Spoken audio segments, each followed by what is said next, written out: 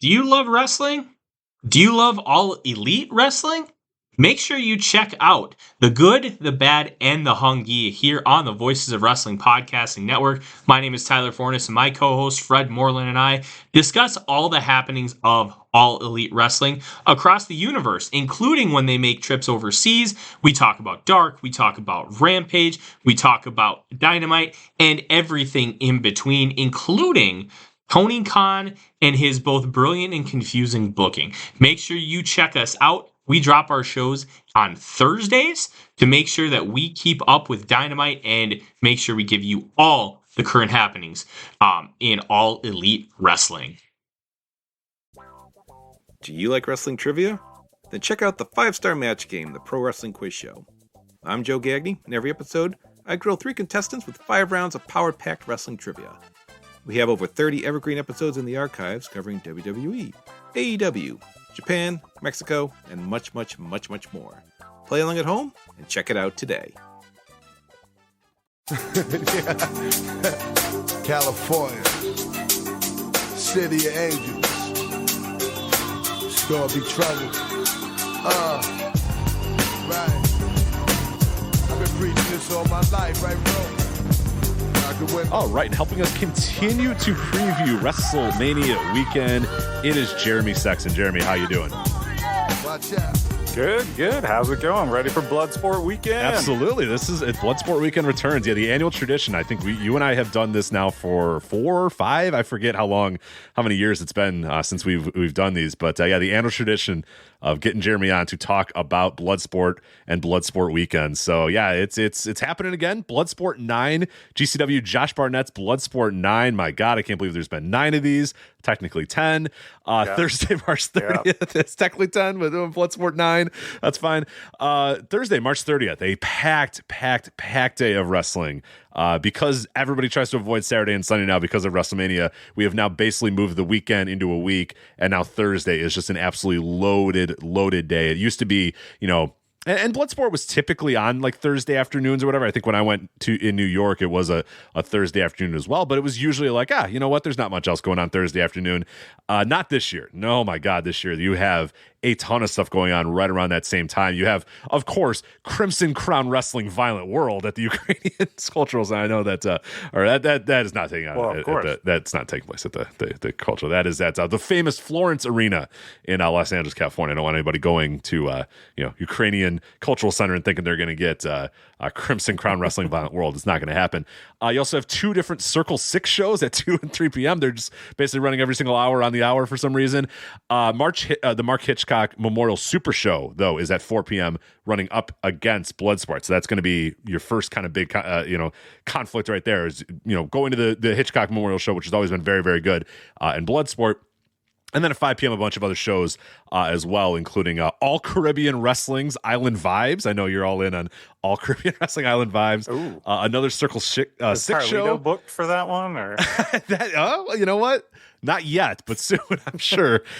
Circle 6, another random Circle 6 show. And then, of course, at 6 p.m., the highlight of the weekend, Compton Mania, Where You From? 2023, Compton versus the World, taking place at Can-Am Dental in Compton, California. But we're not talking about Compton Mania right now. We're talking about that's a real show. Dental? I promise you I made none of that up. The last part I just said, none of that was made up. That is 100% accurate. Is it like the set that Britt Baker had that terrible cinematic match on? Yes, is that where this show's taking place? The Doctor's Inn or whatever the hell. I don't know. We're not sure if this is taking place in a parking lot, in the actual dental facility, if it just so happens to take place in the building that also houses the dental. We have no idea, but as long as we can tell on Google Maps, you look up that address, it says Can-Am Dental. So you know what? Show up at Can-Am Dental at 6 p.m. on Thursday, March 30th, and somewhere close, Compton Mania, Where You're From? 2023, Compton versus the World will be happening. But that's not what we're talking about here. We are doing an annual tradition of talking about Josh Barnett's Bloodsport. And one thing that I wanted to kind of start off this particular preview about is that it does feel like for the first time in a couple of years, I'm really looking forward to a Bloodsport, not because of, and it's the matches themselves. There's some really, really fun matches, and I'm excited to talk about those. But it does feel like there was a while where we were kind of overdoing the Bloodsports. We were doing them on random weekends. We were doing them on random shows or whatever. And I think we even talked about this last year when we previewed it. It was like, a little too much. Like, let's make this something special. Let's make it maybe a one or two times a year thing. Don't do it too many times. And a lot of it was during the pandemic and during some other things, but it's been nice that we've kind of had a break from Bloodsport and now it's back again. And it's like, oh yeah, you know what? Bloodsport does kind of rule. It'll be fun to watch this again. Do you kind of have that same feeling about this year's show? Yeah, a little bit, but also at the same time, I feel like with some of the guys that are wrestling on this show, like as I was thinking about what some of these matches might look like, and we'll get to a couple of them, I was like, this probably isn't going to look very different from a match that these guys would have on just any show that you put them together, like just the way that their style sort of works. So I almost wonder if like we're not seeing the like full on take down the ropes, like let's get weird Bloodsport style. But I was kind of wondering, like, are we seeing this style infiltrate more and more just your average match that's taking place any given Saturday? That is an interesting thought. Yeah, and that's always kind of been the thing that Bloodsport has kind of ebbed and flowed with. Like, you had the original, Matt Riddle Bloodsport. We've talked about this in most of our previews. If you haven't watched that show, go back and check it out again, because it's so bizarre, because nobody knew what this concept was. Nobody knew what to do. And that extended to the wrestlers too, because like the bell would ring and they're like, I don't know, do we wrestle or do we fight? And then they just kind of did, some of them wrestled, some of them fought, some of them did MMA, some of them just like, it was this weird like fish out of water like show where it was nobody quite knew what it was supposed to be or what, and that kind of was the fun part of it. It was like, I don't know, get in the ring and figure it out. And a lot of guys did, and it made for a very unique show. And then little by little, as Josh Barnett kind of took over the show and started to kind of put his stamp on it, you did start to get a little bit more of the, grappling pseudo MMA, but not exactly that exciting of MMA. It's like you still had your knockouts and your fun guys doing fun stuff, but there was, it did feel like it was kind of getting infiltrated a little bit too much by just like guys rolling. Like some of the matches felt like they were just guys rolling, and I think it needs to have a little bit more juice than that. And I do think that, like you said, this weekend, because there are some interesting matchups between people that you look at it and go, I don't know, are they going to really be able to do that sort of style? And I don't think they are. I don't think they're going to be able to do like what we've seen over the last couple of Bloodsports. So they might be able to do a little bit more of that original Matt Riddle Bloodsport, where it's just like, I don't know, there's no rope, so figure it out, and then just like have a match. Oh yeah, out, what it's going to be. Some of those. Yeah, 100%. There's one that I'm circling right now that I'm like, yeah, that's going to be one of those matches for sure. But let's talk about the matches. It's probably the same match I'm looking at. Yeah. The one you're thinking of. We're probably thinking of the same match. We very well might be. But yeah, we'll get there in a moment. But yeah, let's talk about the show itself.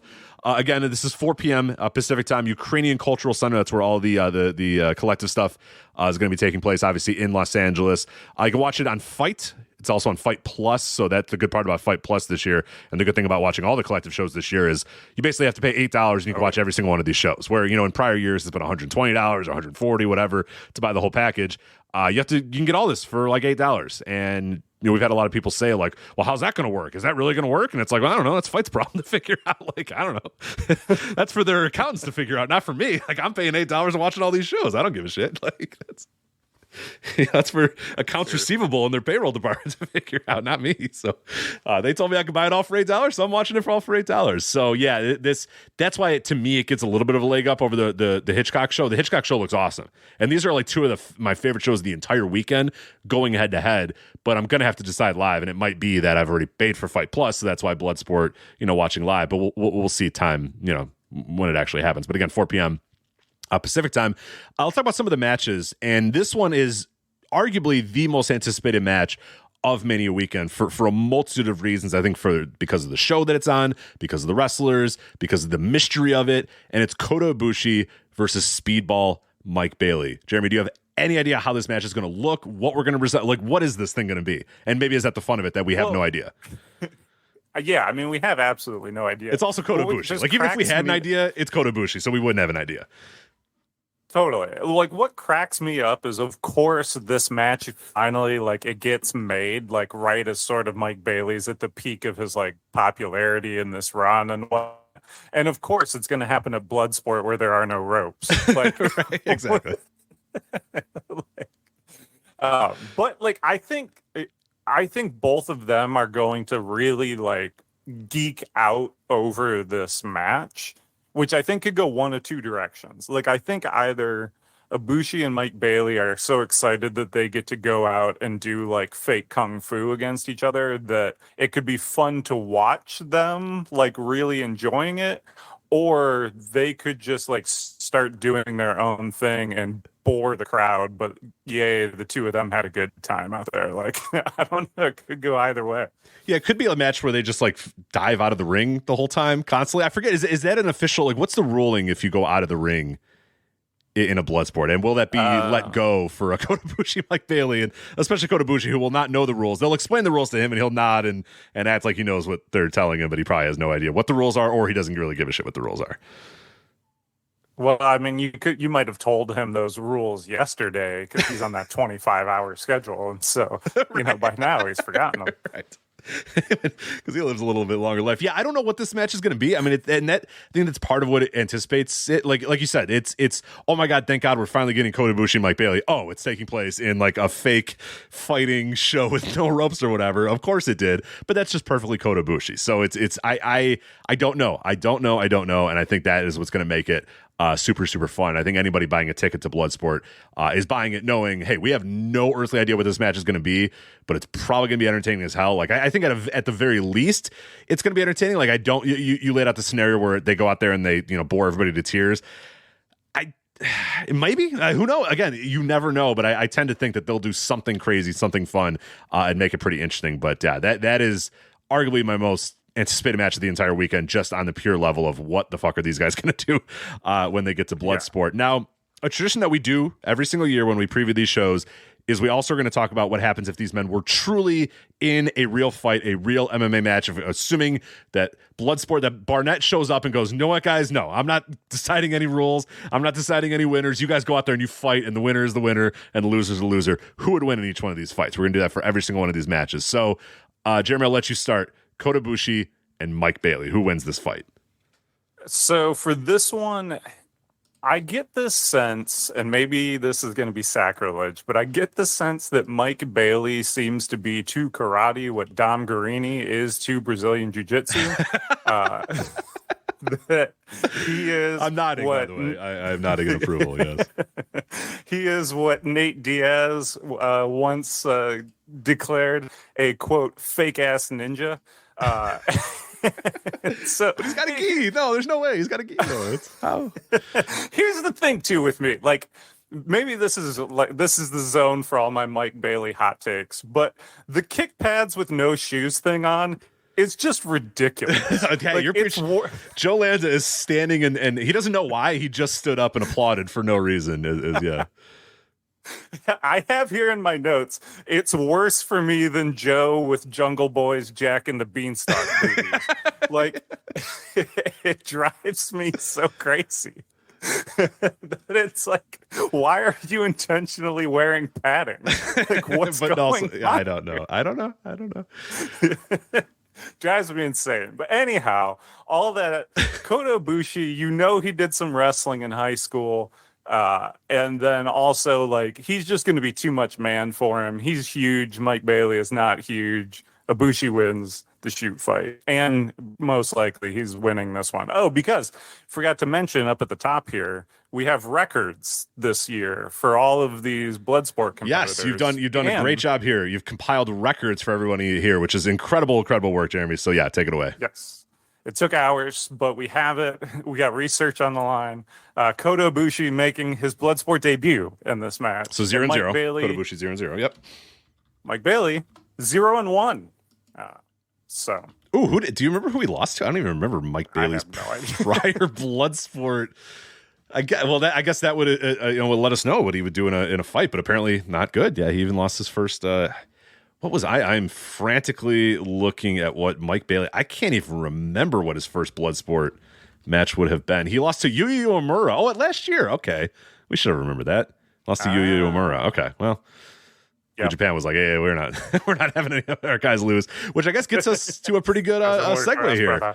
Alex Coughlin, New Japan talent versus Yuya Uemura, also a New Japan talent. So it's New Japan versus New Japan, Young Boy versus Young Boy, LA Dojo versus LA Dojo. Alex Coughlin and Yuya Uemura. That sounds like should be pretty damn good. And these are proteges of Shibata, so you know that they are trained assassins in one way or another for sure. Yes, Team New Japan Strong explodes. Yeah, man. Hate to see it. For the records here, we have Yuya Uemura. He's coming in 1-1 off a win against Mike Bailey. And then Alex Coughlin is 2-3 in Bloodsport. So looking to get to 500 here with a win.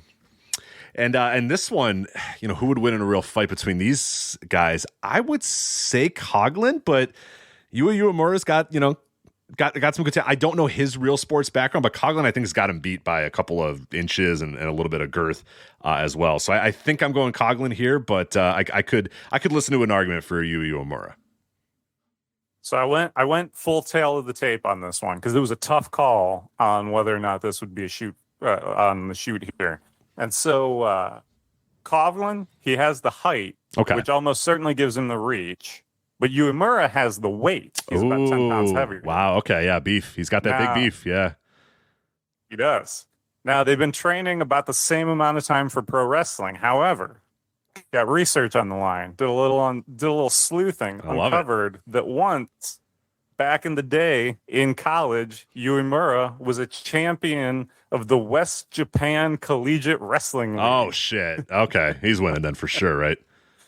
So, yeah, he's winning for sure. He went straight from college wrestling room to the Young Lion system. Uemura's a call. He's taking it. He's probably winning the actual match here at Bloodsport as well here. This is one of those matches where I feel like the match that they're going to have is not going to be that much different than the match that they would have just in any situation. Oh, yeah, I'm really curious to see do they do anything different, or do they just go out there and have the match that they would have, which is going to be a pretty good match from two guys who are coming up in the Young Lion system and will both probably be pretty something someday. And so, yeah, it'll be interesting to see if they do mix it up or if this is just it was a pretty good New Japan Strong singles match. Yeah, and it does speak to your point earlier about how ubiquitous that sort of pseudo, not necessarily. And it's weird because for a while it would seem impossible. Everybody would kind of be able to work this kind of style given how they were trained and where they came in through, athletics or whatever. And then little by little, that kind of got lost in wrestling. 30, 40 years ago, everybody would be able to kind of grapple and do all that sort of stuff. And then little by little that we kind of lost that, part of wrestling. And now it's kind of back again, especially with these LA Dojo guys being brought up, through a system, started by Yuji Nagata, then Katsuyori Shibata going these guys know how to grapple and know how to roll and do how to do all that sort of stuff. So yeah, this style, especially the New Japan style, would fit in perfectly with the Bloodsport because it's not that dramatically different. It's these are not guys that are going to be fish out of water. Telling them to go in there and fight, fake fight and grapple is not going to be a big ask for these guys. They can easily do it. So I think that's a good point that you brought up at the beginning there. But yeah, we'll see. With that one, shoot fight wise, I guess we got to go with Yuya Uemura with the shoot background. I don't know anything about Coughlin's background, the wrestler wins. Yeah, Yuya Uemura gets the win there. Marina Shafir versus Killer Kelly. Problem. Yeah, we got a problem here. Marina Shafir versus Killer Kelly. Now, Shafir, not great at wrestling, hasn't quite figured it out yet after a decade or so. I mean, there's still time, but this is her shit. You know what I mean? This is it. And every time she's been in a Bloodsport, I've usually come away saying, man, this is pretty good. If people could kind of bottle this up a little bit and be able to use this in her wrestling style, but it's just whenever the normal wrestling ring belt, it just there's something still kind of missing from understanding how to project yourself in a wrestling ring. But in Bloodsport, where she's able to just kind of be her, it comes out and most of her Bloodsport, so it's pretty cool. And Killer Kelly, I'm a big fan of as well. So I'm really looking forward to this match. I think this could be really fun. Yep, we got Marina Shafir coming in 2-0 in Bloodsport coming into this one. Killer Kelly 0-1 coming in. Okay. So interesting things happening here. Although I mean, obviously Shafir's going to win this because she's the AEW talent and Killer Kelly's the Impact talent. But yeah, no, that's I don't know. I'm curious to see how Shafir has grown. This is almost a better test case for it. than looking at like her AEW stuff, because this was, like you said, like this was the one spot where she did kind of like thrive. Like those two matches were like markedly better than everything else that she's done. And so it's sort of like, if you're trying to like measure your hair loss, you want to do it like after a haircut. Like, so it's like, okay, this is the best that it looks. Like, we take the picture now, and then after the next haircut, we take the picture, right? Because you're trying to see if the Rogaine's working or whatever. It's not personal experience by any means whatsoever.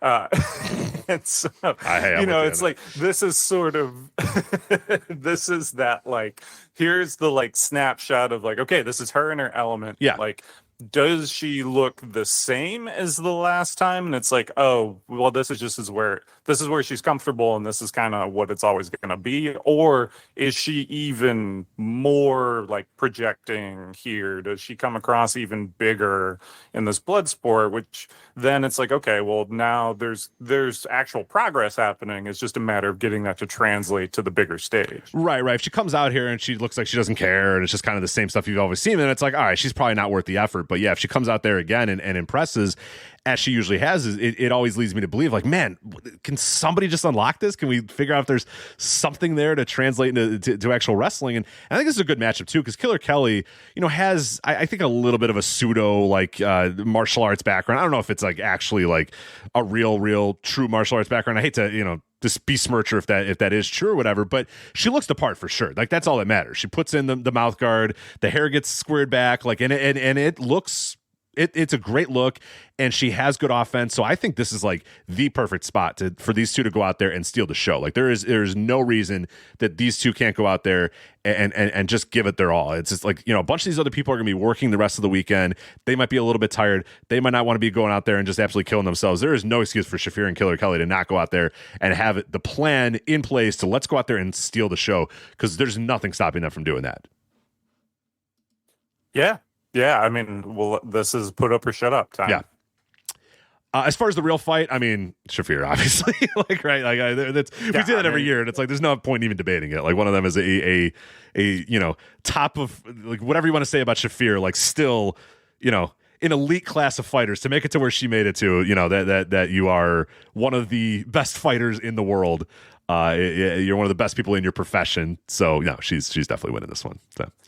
Yeah, and Kelly's background, the only wrestling background that I could find from her teenage years was of the backyard variety. So, yeah, maybe she just puts in the mouth guard and looks like, oh, whatever. You know what? Hey, good for her. It's a good look. Hey, Ted DiBiase wasn't that rich. So, yeah, exactly right. It's wrestling, man. You can go for it.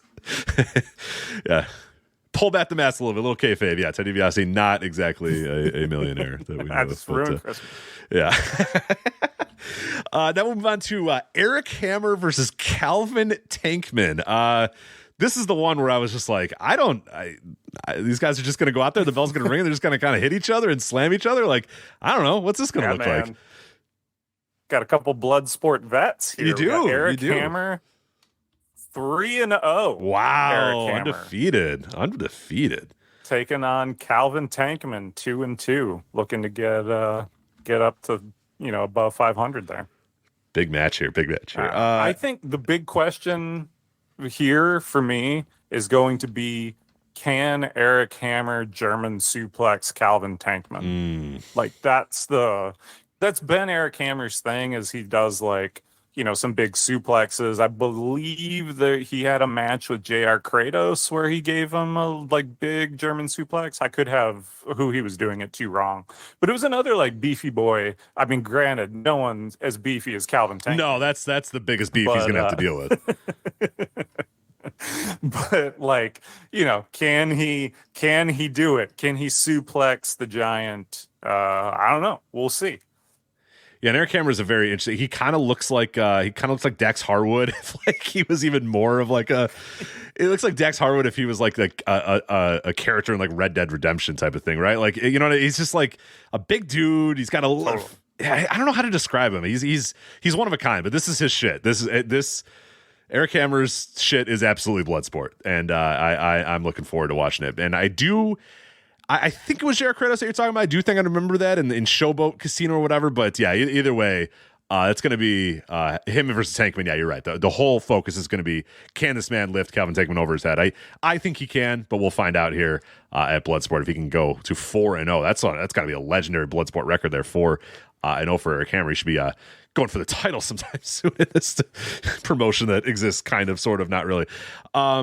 Real fight. I think Eric Hammer's got this one, right?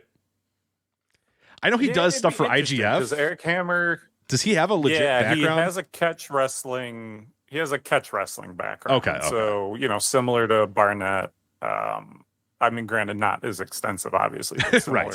Yeah. But Tankman he's literally 400 pounds. So, I mean, at a certain point, like, size matters. And when the giant man is not trying to let you German suplex him, those things get way harder.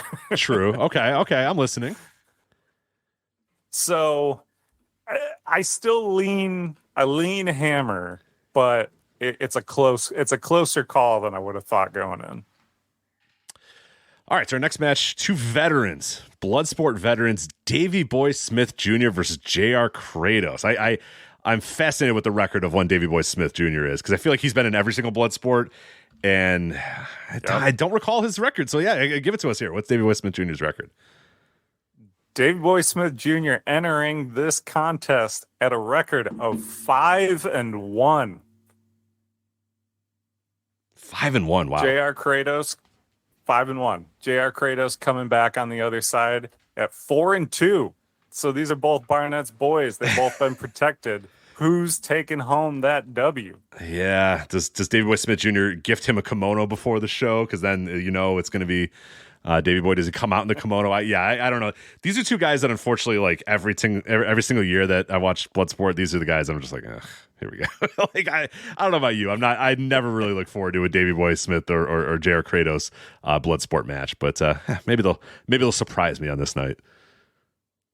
I feel like Kratos, it's been opponent dependent, because like I know he had a match with Mox that was pretty good at one of the Bloodsports, but I mean, granted, like it's really hard to have a bad match with Mox, just in general, right? Also a Bloodsport.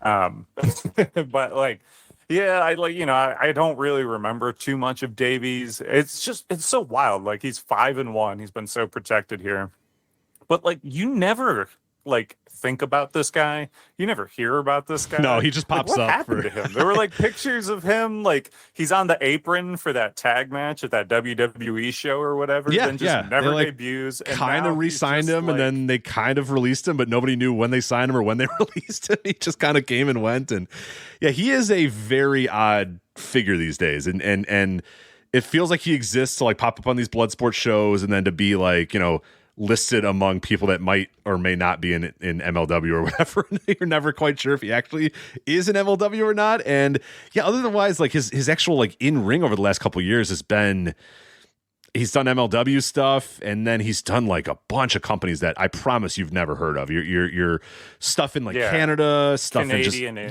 just like weird places that you're like, oh, all right, cool. Like, but yeah, nothing more than that. And then he like popped up on the Ric Flair's last match show, and I'm like, oh, there's Davey Boy Smith Jr. And then he went away again for a while, and I'm like, oh, there he goes again. Like he lives a very, very odd existence. You're right. I don't quite get it.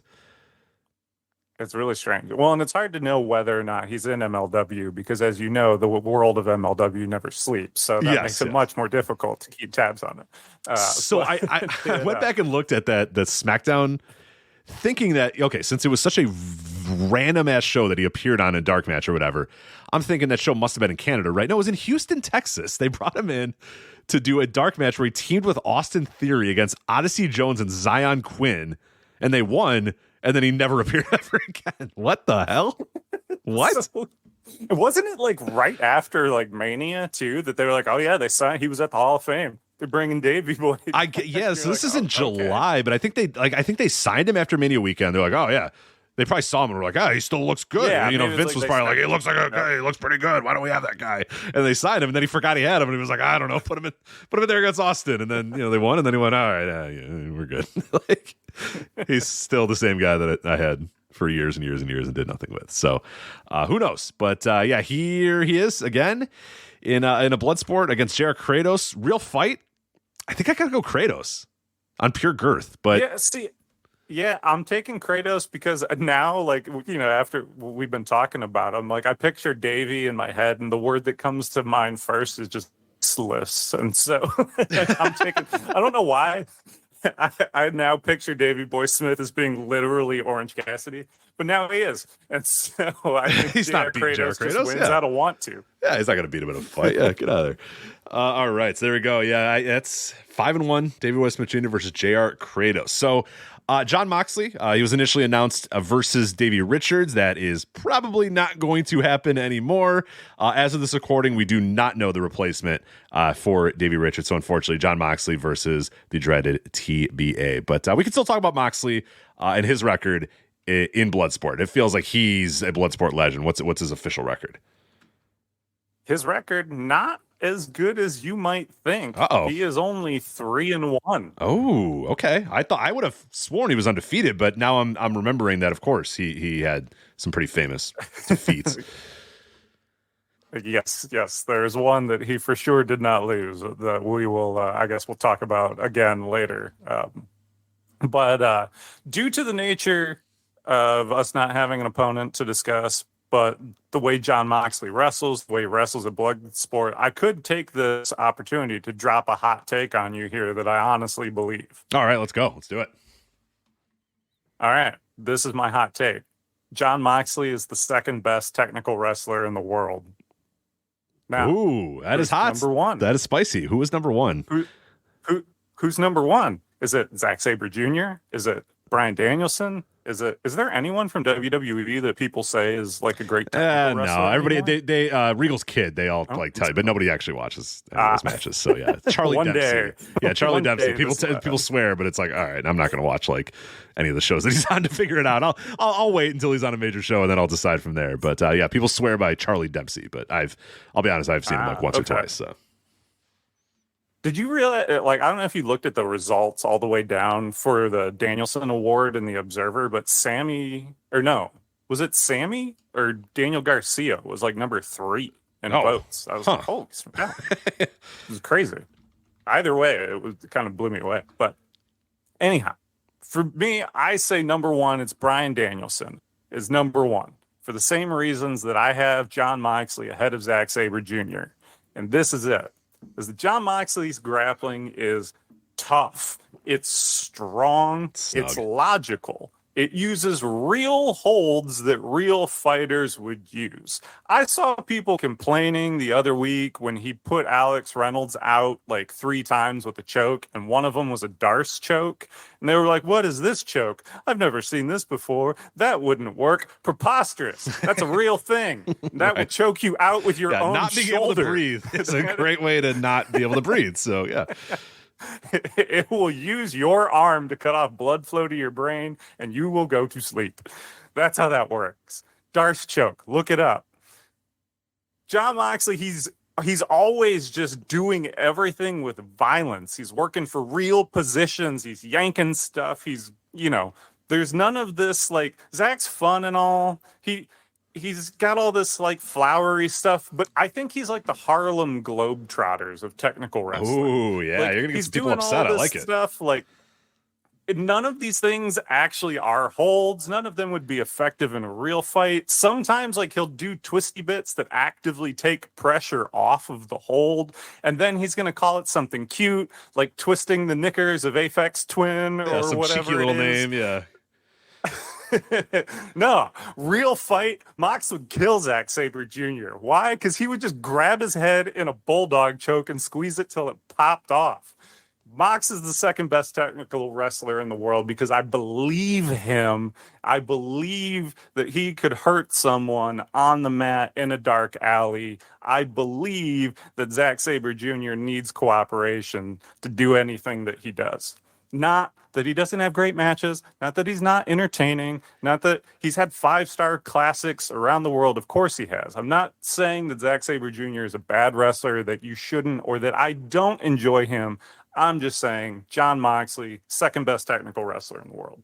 Incredible. Way to go. That sold me. You sold me. You sold me. And you're absolutely right about that. The part about, like, his chokes, his moves aren't like, they're not as flowery and they don't take as much, but that's kind of the point, is that he finds you, he grabs you, and he chokes you, and then you go away. And that's what it's supposed to be. It's not supposed to be, I slap your back, and then you give me my arm, and then I pull your arm back, and then I grab your other arm, and then I twist it around, and then I grab your leg. And it's like, no, that's a lot of work that you got to do. Whereas Moxley's just like, all right, give me your head, and then he just rears it back until he either breaks your neck or chokes you out, and then you die. So you sold me. I'm in. But now I think they got to book Zack Sabre Jr. here for this, right? Like, get on the horn. Oh, I would love it. Oh my goodness. Get on the horn, Josh. Come on. I don't know. I don't know if Sabre is going to be. Well, is he on? Hold on, man. Let me do. Well, he's not on the. No, he's not on the Multiverse show. All right. Well, he's not in.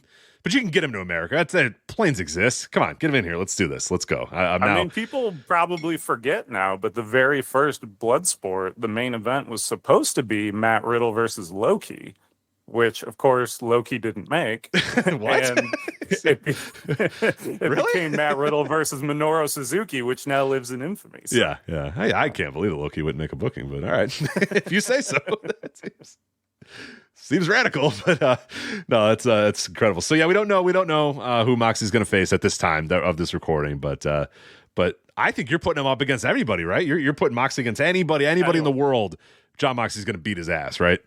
Get Danielson out there. What's he doing? He's not doing anything. No, you're right. He's got the whole weekend off, chilling with Birdie or something like that. Something. Get in there. Get in there and grapple.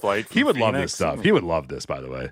Oh, I know. I'm surprised he's not doing it. I'm surprised he's not fighting Josh Barnett. Damn. Well, shit. You're right. That would be good. Man. Now I'm just all the more disappointed because briefly I said, wait, who is Barnett facing? And then I saw the name and I was like, oh, yeah, right. God damn it. So I'm upset all over again. But let's speak of a match that will no doubt make me upset. Royce Isaacs versus Johnny Bloodsport. Try to sell me on this one, Jeremy, please. All right. So Royce Isaacs coming in with a losing record of 2-3. Okay, well, he's going up against Johnny Bloodsport, who is 1-0. He made his Bloodsport debut last year, beating Simon Gotch, the territory job guy. Ugh, God. All right, sell me, please. So, because it's not working. Right, so here we go. The best sell I can give you. Isaacs had a 2-match series where he traded wins with Alex Coughlin in Bloodsport. That's been the most significant story, really, outside of the one night women's tournament that they've done in Bloodsport. Really is kind of having like, here, these 2 matches, these guys don't like each other. And Royce Isaacs is really good for Bloodsport. He does this really well. So what I think this is doing is this is taking Johnny Bloodsport and it's putting him in there with a guy that he's, let's be honest, probably going to beat, but knows how to have a Bloodsport match and can lead Johnny through the best version of a Bloodsport match that he can do. That's okay. all.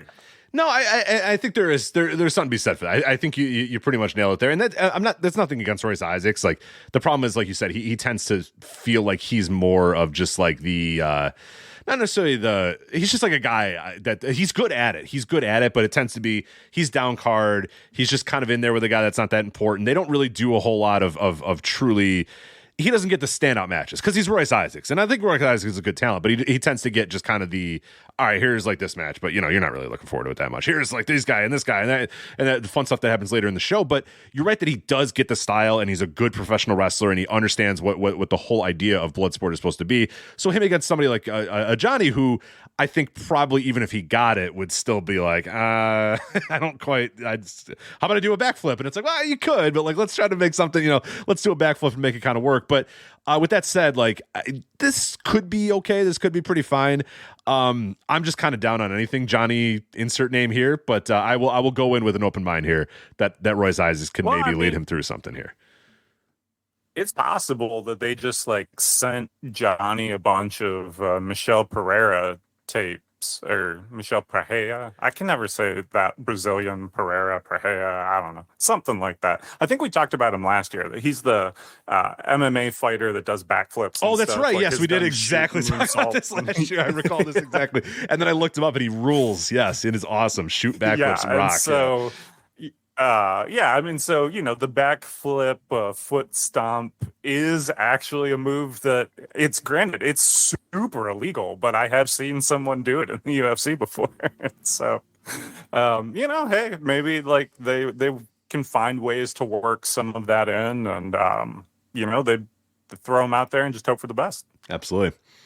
And then we have Jeff Cobb versus Bad Dude. I'm sorry, Royce Isaacs, Johnny Bloodsport in a fight. I'm going Royce, right? I'm going pretty much anybody against Johnny. No offense, Johnny. I'm sure Johnny could beat me up, but I think I'm going Royce here.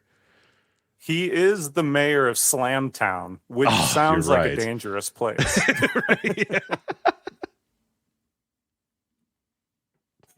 But Royce Isaacs probably taking that one. Oh God, I'm ruined. All right, now I'm choking and dying. Okay. Okay. I mean, come on. Johnny's abs aren't even as good as Dave Meltzer. So what's... It's true. You're right. He doesn't even have that going for him anymore. All right. Jeff Cobb versus Bad Dude Tito. I cannot wait for this. What are the records here for Jeff Cobb and Bad Dude Tito? Jeff Cobb coming in at 2-0. Bad Dude Tito coming in at 1-4. Uh-oh. I don't think I like these chances for Mr. Tito here. I still have yet to be convinced that Tito is a bad dude. So we will see. But this should at least be big, meaty men slapping meat. So, you know, in the Bloodsport arena, what more can you ask for? Absolutely. Yeah. It's just Jeff Cobb. Jeff Cobb's awesome. And he's an amazing, gigantic human being. And he's going to throw Bad Dude Tito around like crazy. He's going to win this match.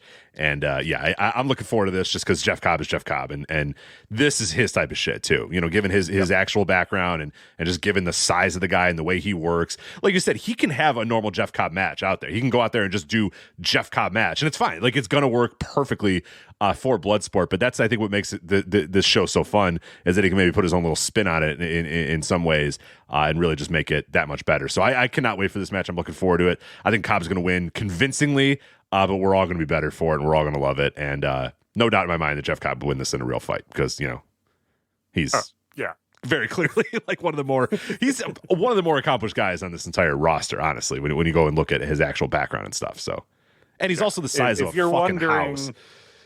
Yeah, seriously. Like, he looks like that and, you know, has his background. If you're wondering why we so easily dismiss Bad Dude Tito, just Google Jeff Cobb. Right. Or stand, if you're ever at a wrestling show, find Jeff Cobb and stand near him and you'll go, oh my God, this is like and I've been around a lot of wrestlers. No wrestler has like the presence of like, oh dear God, like Jeff Cobb. He is the thickest, widest man I've ever seen in my life. Like, he can't get through doorways because he's so goddamn thick. So yeah, you're just not beating this guy in a real fight. But then we also have announced, very likely in the main event, Josh Barnett versus Timothy Thatcher. What are the records, the tail of the tapes here for Josh Barnett and Timothy Thatcher? So the War Master Josh Barnett, he's coming into this, Rich, you may be surprised to find out that he is coming in at 5-0. Oh, hasn't done the JOB on his own show yet. Okay, all right. And Timothy Thatcher is 1-3. Wow. Including on the very first Bloodsport show, the Matt Riddle one, including one of those 3 was a loss to Nick Gage. That still blew, I think, everyone's mind that we thought for sure, this is Timothy Thatcher's shit. Of course he's going to, and then he lost to Nick Gage. And I think by tap out, right? Didn't he get choked out? Yeah, it was something like that. That was incredible. It was amazing. That show rocked. Yeah, that show was so good. But, oh, wow. Okay, so Timothy Thatcher 1-3, Josh Barnett 5-0. Do you think Josh Barnett's finally ready to lose and pass the Bloodsport torch to Timothy Thatcher? Probably not. Ooh, see, now that you said, at first I was like, of course not. Of course Barnett's winning this. But then you were like, pass the torch. And I was like, Barnett is super old. Like, he does really like Timothy Thatcher. If there's any reason that Timothy Thatcher wins this, it could be that he's passing the torch to him. And, but I doubt that's happening. That's probably not what's going on. What's most likely going on is, goodness, if this is the main event, I might pull the plug early because I can tell you this is gonna go. Yeah, and there's a segment of people listening that are going to be like way into this match. It is not any of the two people previewing this, because this is going to be as long and tedious and boring as humanly possible. It's everything that I don't like about the Bloodsport. Jeff Cobb and Bad Dude Tito is everything I love about it.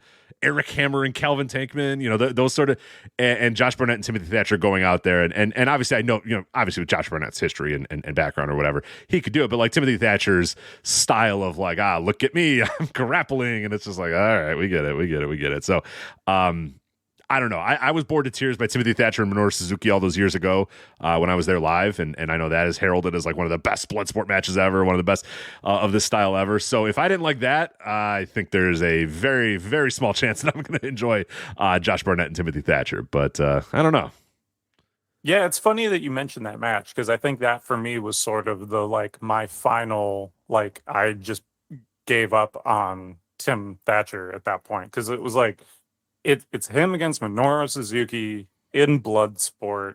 If I'm ever going to like finally get this guy, this is going to be the opportunity. Right, exactly. And then I didn't at all. Like I thought the match was super boring. I just find him often really boring. Like he went out there, like Bryan Danielson's been wrestling all of these different people on the AEW roster, up the card, down the card, all these people. Timothy Thatcher comes in, has easily the worst match he's had in months in AEW. And we're talking like, this isn't like, oh, well, Danielson's only out there working with like the tippy top guys. Like, no, like he's working with, guys that are green and are coming up, that aren't ready for big spots, like a Daniel Garcia or something, like who's clearly like a guy like in progress, like on the way, like, he's wrestling guys who are old and past it. He's wrestling like all of these different kinds of matches. Yeah. Brian Cage. Yeah.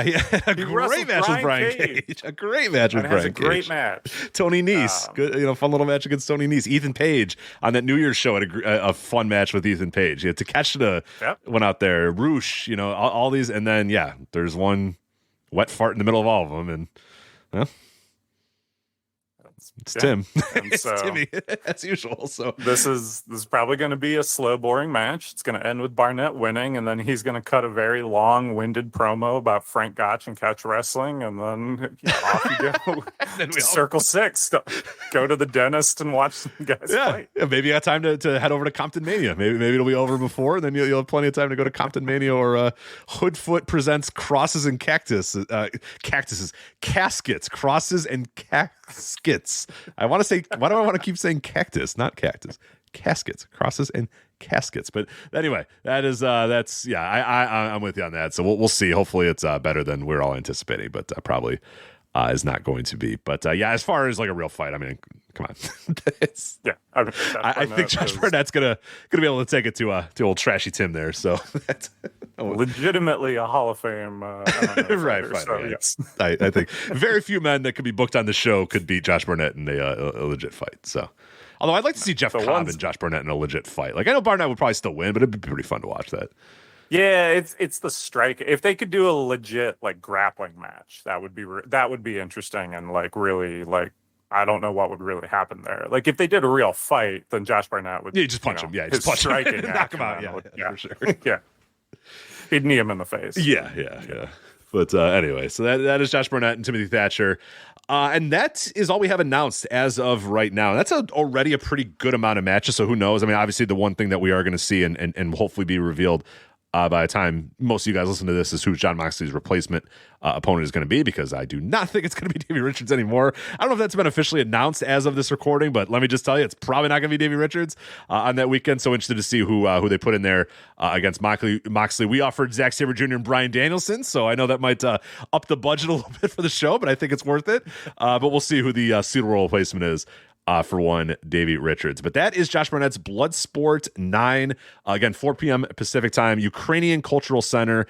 It is, you can still get tickets, of course, if you're going to be in the Los Angeles area. And also, it is going to be available on Fight Plus just for that one price to get all of the events on Fight Plus that weekend. Everything that's going to be on Fight Plus for I think just $8. So a great deal. And if you're subscribing to that, yeah, you're going to get Bloodsport, you're going to get Spring Break, you're going to get a ton of other stuff, all available for that one low price on Fights. So there you go. Anything else about the show, Jeremy? And then if you want to give your plugs and let people know where they can follow you and find some of your work and all that other good stuff.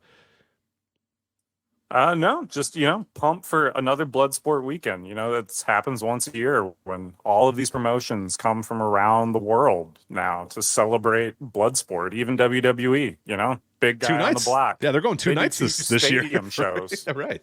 2 stadium shows in celebration of Bloodsport weekend. It's amazing that, just to see everybody really embrace it like that. And, I hope everyone has a blessed one.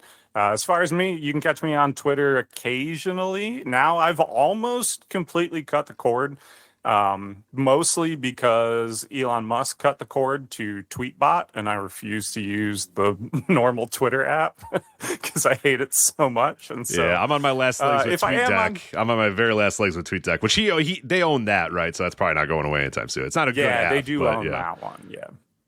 Yeah, so that, yeah, but if I'm around, I'm on there at Jeremy Sexton, and then I do stuff for Voices of Wrestling, doing some podcast art design as well. So Gentleman's Wrestling Podcast, check that one out. That was a fun one to work on. Which now, as I was doing research for this, I was like, shoot, I should have just taken a picture of Eric Hammer and called it a day. What did I do all this design work for? Man, that guy looks like the most gentleman of gentlemen. Yeah, and he looks like a badass, and he looks like a gentleman at the same time. There it is. It's right there. So exactly. All that work for no reason. But anyhow, it turned out great anyway. So, great stuff. You've been doing there. So, I want to thank you, of course, Jeremy, for coming on here, helping us preview Bloodsport once again. Hopefully we can do it again. I will tell you, if it is Timothy Thatcher's Bloodsport 10 or whatever, I might have to bid adieu to previewing that. But for now, if we get a Josh Barnett's Bloodsport 9, we'll definitely have you back on to preview it next year. So I want to thank you again for coming on here and helping us preview Bloodsport for WrestleMania week. Bloodsport weekend. Jeremy, thanks so much. Thank you. All right, and helping us continue to preview WrestleMania weekend in Los Angeles, it's Taylor Maimbourg. Taylor, how are you? I'm great. I'm here for one of my favorite parts of WrestleMania week, and doing these audio previews with you, Rich, is always I always look forward to it. I do too, and yeah, you have the great task every year of everybody goes into our doc and they all pick Ring of Honor and this New Japan show and this I'll take Spring Break and I'll take this and I'll take that, and then when it's all done, here comes Taylor about 2 hours later and goes, I'll take everything else. And that is what you I will say you got one show that we are going to touch on a little bit more, obviously, with you hosting the Jumping Bomb audio podcast on the Voice of Wrestling Podcast Network. We are going to talk about Tokyo Joshi Pro live in Los Angeles, show that does look pretty good on paper. Elsewhere, we are just going to have some fun here because we are talking about all of the other shows. That is what's the favorite part of this is going in and looking at all of these other just absolutely ridiculous, absurd shows that are going on this weekend. And there is no shortage of absurd shows going on this weekend. And you, again, play that incredible role of selecting all or most of these other ridiculous ones. You couldn't even do them all this year because there's just so many just random ass shows going on Mania weekend. I mean, I really thought that we were kind of slow down on that a couple of years ago, but for whatever reason in Los Angeles this year, everyone's just decided, fuck it. There is just a show, multiple shows every hour of the entire weekend. I think there's the actual number of shows at this point is in the 40s or whatever. It is just absolutely wild this weekend of everything that's going on. But let's get it started right away because we got a lot of shows we're going to cover here. We'll start with the first one that you've selected here, Wednesday, March 29th. Yes, Wednesday is now a full-fledged part of the Mania week at this point. And we'll start with Violence and Suffering, VXCS, who has been a part of the weekend before. They're teaming up this year with SWA Puerto Rico for Set the Tone from the American Legion Post 241 in Baldwin Park, California. There is some names on there. Obviously, you're going to have Jordan Oliver, who's obviously involved in Violence and Suffering all the time. Laredo Kid is booked on this show. Brian Kedrick versus Jimmy Lloyd. Arez is going to be on there. Commander's going to be on there. There's some decent talent on this show. As far as like excitement level for this, I don't know if I'm quite there with Violence and Suffering and SWA Puerto Rico set the tone. But what are you thinking about this show? Does anything kind of catch your eye? Yeah, I agree. It's a show where there's enough sort of talent that you're like, oh, this is interesting, while also sort of mixing in some people who you're like, who Rob the heck Shit is this person? Rob Shit, Vince Steele, but also like MBM. I don't know who MBM is versus New York independent wrestling legend Darius Carter, who I don't really hear anything about anymore. But like excited, like Jordan Oliver versus Laredo Kid, like that's not too bad of a match, especially for a Wednesday show. With this combined, Violence and Suffering, I think has done WrestleMania the last few weekends. Yeah. But I don't know anything about SWA Puerto Rico. Like, I don't know what aspects of this are Violence and Suffering and what aspects are SWA Puerto Rico.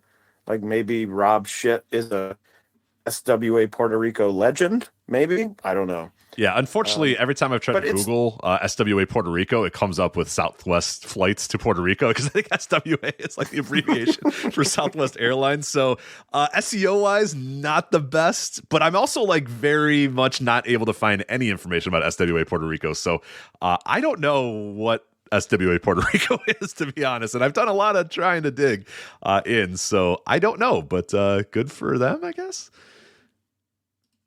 Yeah, get their name out like many WrestleMania independent promotions that have. Has any promotion, I guess GCW sort of did, but has any sort of small independent promotion ever launched out of WrestleMania weekend in the last like 10 years? I'm trying to think if anyone is really, not really, no. I mean, they come be like some tiny promotion that you were like, oh, thank God I saw them WrestleMania weekend. Right now, I'm like a fan for life.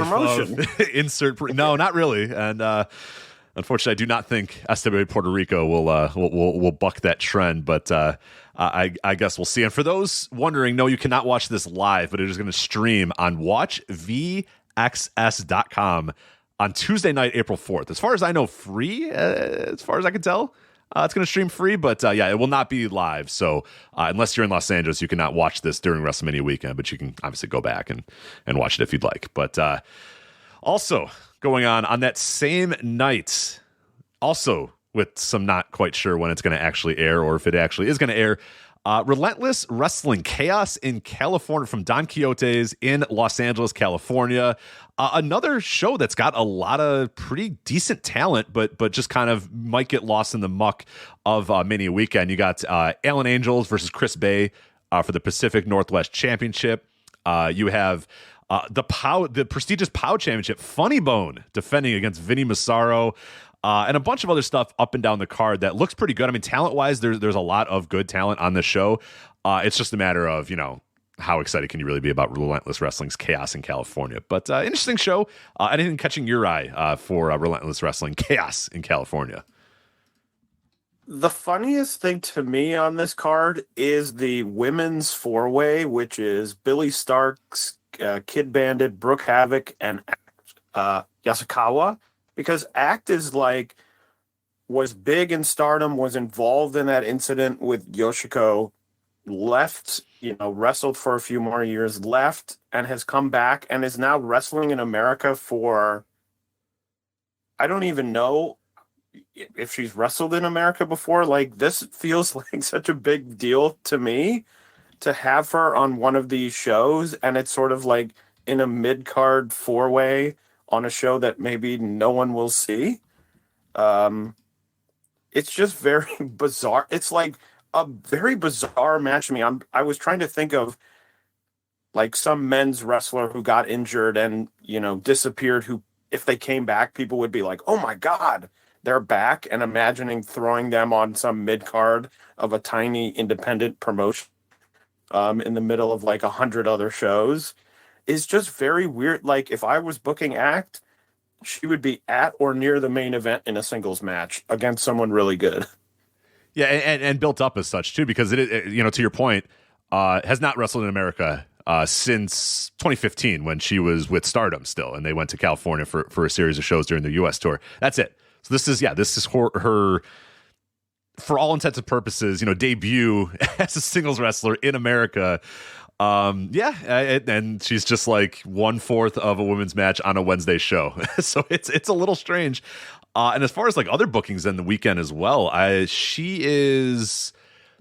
know she's doing WrestleCon, and I know she's doing, Pandemonium Pro Wrestling. She's a part of the 30-person Rumble, but I don't think, as far as I'm looking right now, that's it. Yeah, that's it. So she's in this 4-way, and then she's in a 30-person Rumble and at Pandemonium Pro Wrestling, which is also on Wednesday. So she's working twice on Wednesday in multi-person matches, and then doing the WrestleCons, and then going back to Japan, presumably. So, all right, it's one way to use her, I guess. So it's been a very interesting thing. I was touching on. I think this will come out as people are listening to this. I think it'll be later in these previews, but. Me and Ewan were talking about with DDT and the wrestlers on DDT that it's so weird that WrestleMania weekend these days, people don't book, like, there's like tremendous talent that is coming into town and they just don't get booked anywhere else. Like the DDT wrestlers are working DDT and DDT versus GCW, and that's it. You know what I mean? The Tokyo Joshi wrestlers, with the exception of Maki Ito, pretty much just working the Tokyo Joshi show. And then, like you said, this one, it's like a few random companies are like, oh yeah, we'll book her, and then they don't know, nobody else. It's strange. It's really weird. I don't know if it's price. I don't know if it's what it is, but yeah, a lot of people that have a lot of talent just not booked, and yet the same people over and over get booked on these shows. So I don't know. It's weird. In another era, like DDT's coming there, you're going to get Endo on like 12 shows that weekend or whatever. You know what I mean? Like, just no doubt about it. But in this particular climate, he works DDT, and he works DDT versus GCW, and he goes home. So it's like, all right, it's fine. Yeah, it's very weird to me that, and like you said, I don't know if it's a restriction of the company or money or whatever it is, but if I were a company and I'm running a show, I would want Miyu Yamashita on my show in the women's match, especially if you're doing one women's match on a card like many of these shows do. Like, she would be good. You're going to have a guaranteed, like, to me, she would be like a Mike Bailey is booked, where it's like, let's book her in all of these amazing, cool matches throughout the weekend, because there's so many, and she's going to go out and have a good match, to me, and it just doesn't really happen. It is definitely fascinating. It is something to behold. But yeah, there you go. That's that. And also, you'd have like Joshi Wrestling, which is obviously getting more popular, getting more buzz. Like, yeah, booking top Joshi. I mean, that would be a priority for me if I'm running this weekend. But I'm not, thankfully, so that's fine. But don't worry, all is going to be well, because you can't possibly get upset or angry or annoyed, because on Thursday, March 30th at 5 p.m. from Common Space Brewery, it is all Caribbean wrestling island vibes. This is unbelievable. What is this company? What is happening? Why is this on my WrestleMania weekend? Taylor, why did you want to preview all Caribbean wrestling island vibes? I mean, island vibes. That's why not? It's just, yeah. You don't get stressed about the quality of the show, because it's just going to be island vibes. Yeah. Yeah, I don't know anything about all Caribbean wrestling, if that's a real promotion either. Alan Angels is on the show. Brooke Havoc's on the show. The Bollywood Boys are there. Otherwise, it's a lot of other talent that I've never seen before. So I don't know what this is going to be like, but I'm in for island vibes. I like Mai Tais. I like, umbrellas in my drinks. So I'm in. That sounds good to me. Yeah, and they've got a built-in, like, if you're like, hey, I didn't like the show, they'd be like, hey, you're bringing down the island vibe. Right, this is a show. This is a fun show, man. You have to like the show. Yeah. I kind of thought they were going to be in more of like a, because it's called Island Vibe. I thought it was going to be like in a tiki bar or whatever, and it just appears to be just like any like brick facade brewery. Like every town has like 12 of these. Like, used to be a warehouse, and now it's a brewery. So I was hoping for a little bit more island vibes, but maybe they'll have it all. Yeah, they should have, or I don't know, maybe they will do this. The show hasn't happened. They should get beach chairs instead of regular chairs. Right. And everyone should sit in beach. I mean, that's island vibes to me. Can you imagine watching a wrestling show laying back in a beach chair? Yeah, sipping a drink with an umbrella in it. That'd be incredible. Yeah, maybe there's sand volleyball going on behind you and stuff. Yeah, for sure. There's I'm in. How could the show be bad? Yeah, I agree. But there you go. That is All Caribbean Wrestling Island Vibes, 5 p.m. Common Space Brewery in Hawthorne, California. As far as I know, not streaming live anywhere. So unfortunately, yeah, you will not be able to. You'll have to choose between that or Bloodsport. So I don't know. Yeah, depends. But tough choice. very tough choice. Complete opposite vibes than Island Vibes and All Caribbean Wrestling is Circle 6. They have announced that they are going to attempt to run 30 hours of wrestling. Now, I was originally under the impression that it was going to be 30 straight hours of wrestling, and they're going to be running until like the middle of the night. That is not the case. They're just going to do 30 hours. Plus, they said, although I think at this point, as of this recording, they're about 11 hours short of 30 hours, but they still have a lot of shows going on. And one of them that we're going to talk about here is Circle 6's Valentine Vision. That's going on at 10 p.m. from Knucklehead Hollywood. That is where all of the Circle 6 stuff is going to happen. Presumably, and they've said this, it's like a $6 cover to get in, and then you can basically sit there the whole time and watch all these wrestling shows. They're going to stream live, apparently, on YouTube and a bunch of other places. The Circle 6 stuff is still very much up for interpretation of what's going to happen, but definitely different vibes than what you're going to get from Island Vibes here with Circle 6's Valentine Vision. Scheduled to appear right now, Casanova Valentine, and that's all we know about Valentine Vision from Circle 6, so get into it. I'm assuming it's going to be a death match show. I would think. I would assume no ring, no ring death match, probably. So, yeah. There you go. All right. That is that show. And if you're looking, I love it. If you're looking for a Thursday night fun, do not worry. Or I guess early Friday morning fun at 11:59 p.m. Pacific time. Early morning Guy Steele's early morning show in San Fernando Valley, California. Quote, and this is from their poster, location will only be given to ticket holders. So buy your tickets if you want to be there for early morning Guy Steele's early morning show at Friday, March 31st, early morning, or Thursday, March 30th, late night. What do you know about early morning Guy Steele? It appears that he has like an oil drill or oil rig driller wrestler gimmick. I'm not quite sure I get the joke, but I don't know what have you made of early morning Guy Steele? I'm not sure what the joke is, but he showed up last year at spring break was the whole thing, because I remember I was watching with my friends, and my friends, I have friends that come in and out during the weekend because I watch like 4 days straight, and they don't want to do that, fairly enough. And during spring break, early morning Guy Steele just came out, and they were like, who is this guy? It was never revealed. And so he's sort of like a returning legend, a returning WrestleMania legend, because I think he only appeared a few more times after that in like GCW stuff, like maybe once or twice. Mm-hmm. So I don't really know. He does have sort of like a construction worker, oil driller gimmick. But that's really all I know about him. But this feels like it would be like more along the lines of the energy of the early goofy stuff on spring break that doesn't really happen anymore. Like, I feel like spring break has become more like wild dream matches and like cool stuff that people want to see, where the originals were like, oh, now we're going to do a 35-person battle royal with the weirdest people. Right. Haha. Here's seen. Alabama Doink and Glacier. Haha. Yeah. That's, which I enjoyed. Yeah. I enjoyed that. And that's, I guess, what this show is. Yeah. I have no read on what the hell this is at all.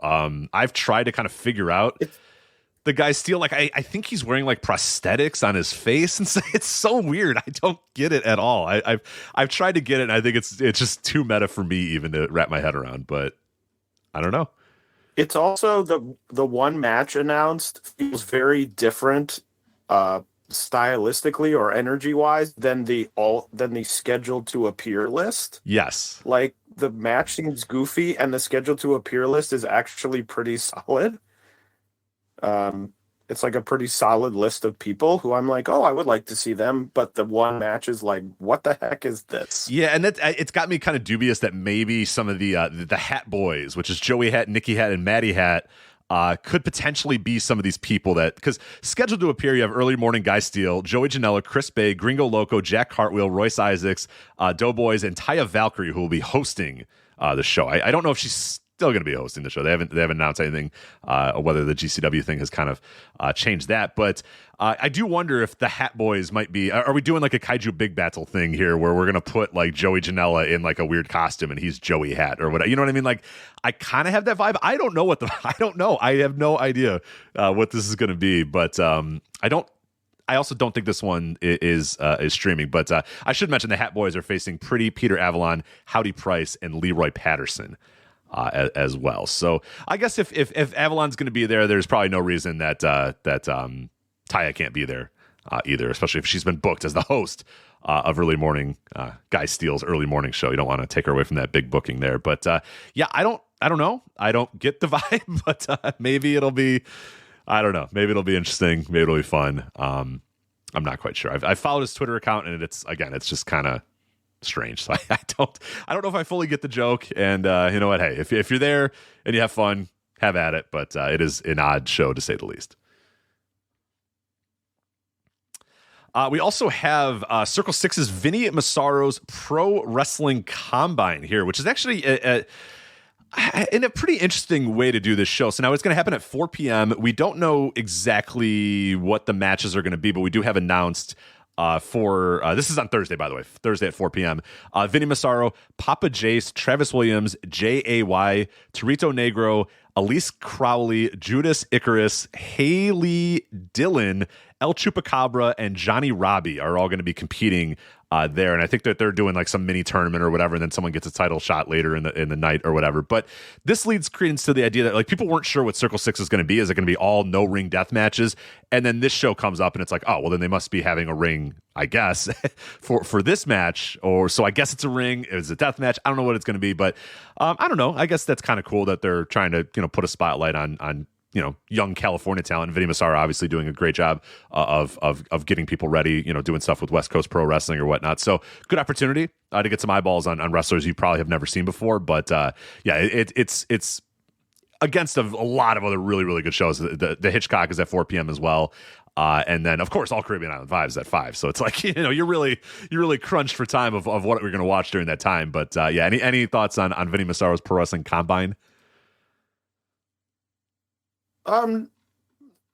Not particularly. I think if they're not doing 30 hours straight, like you said, the original thought was they were going to do 30 hours straight of wrestling. I guess they could do no ring, and then if they have however much time, just set up a ring or take the ring back down when they're done.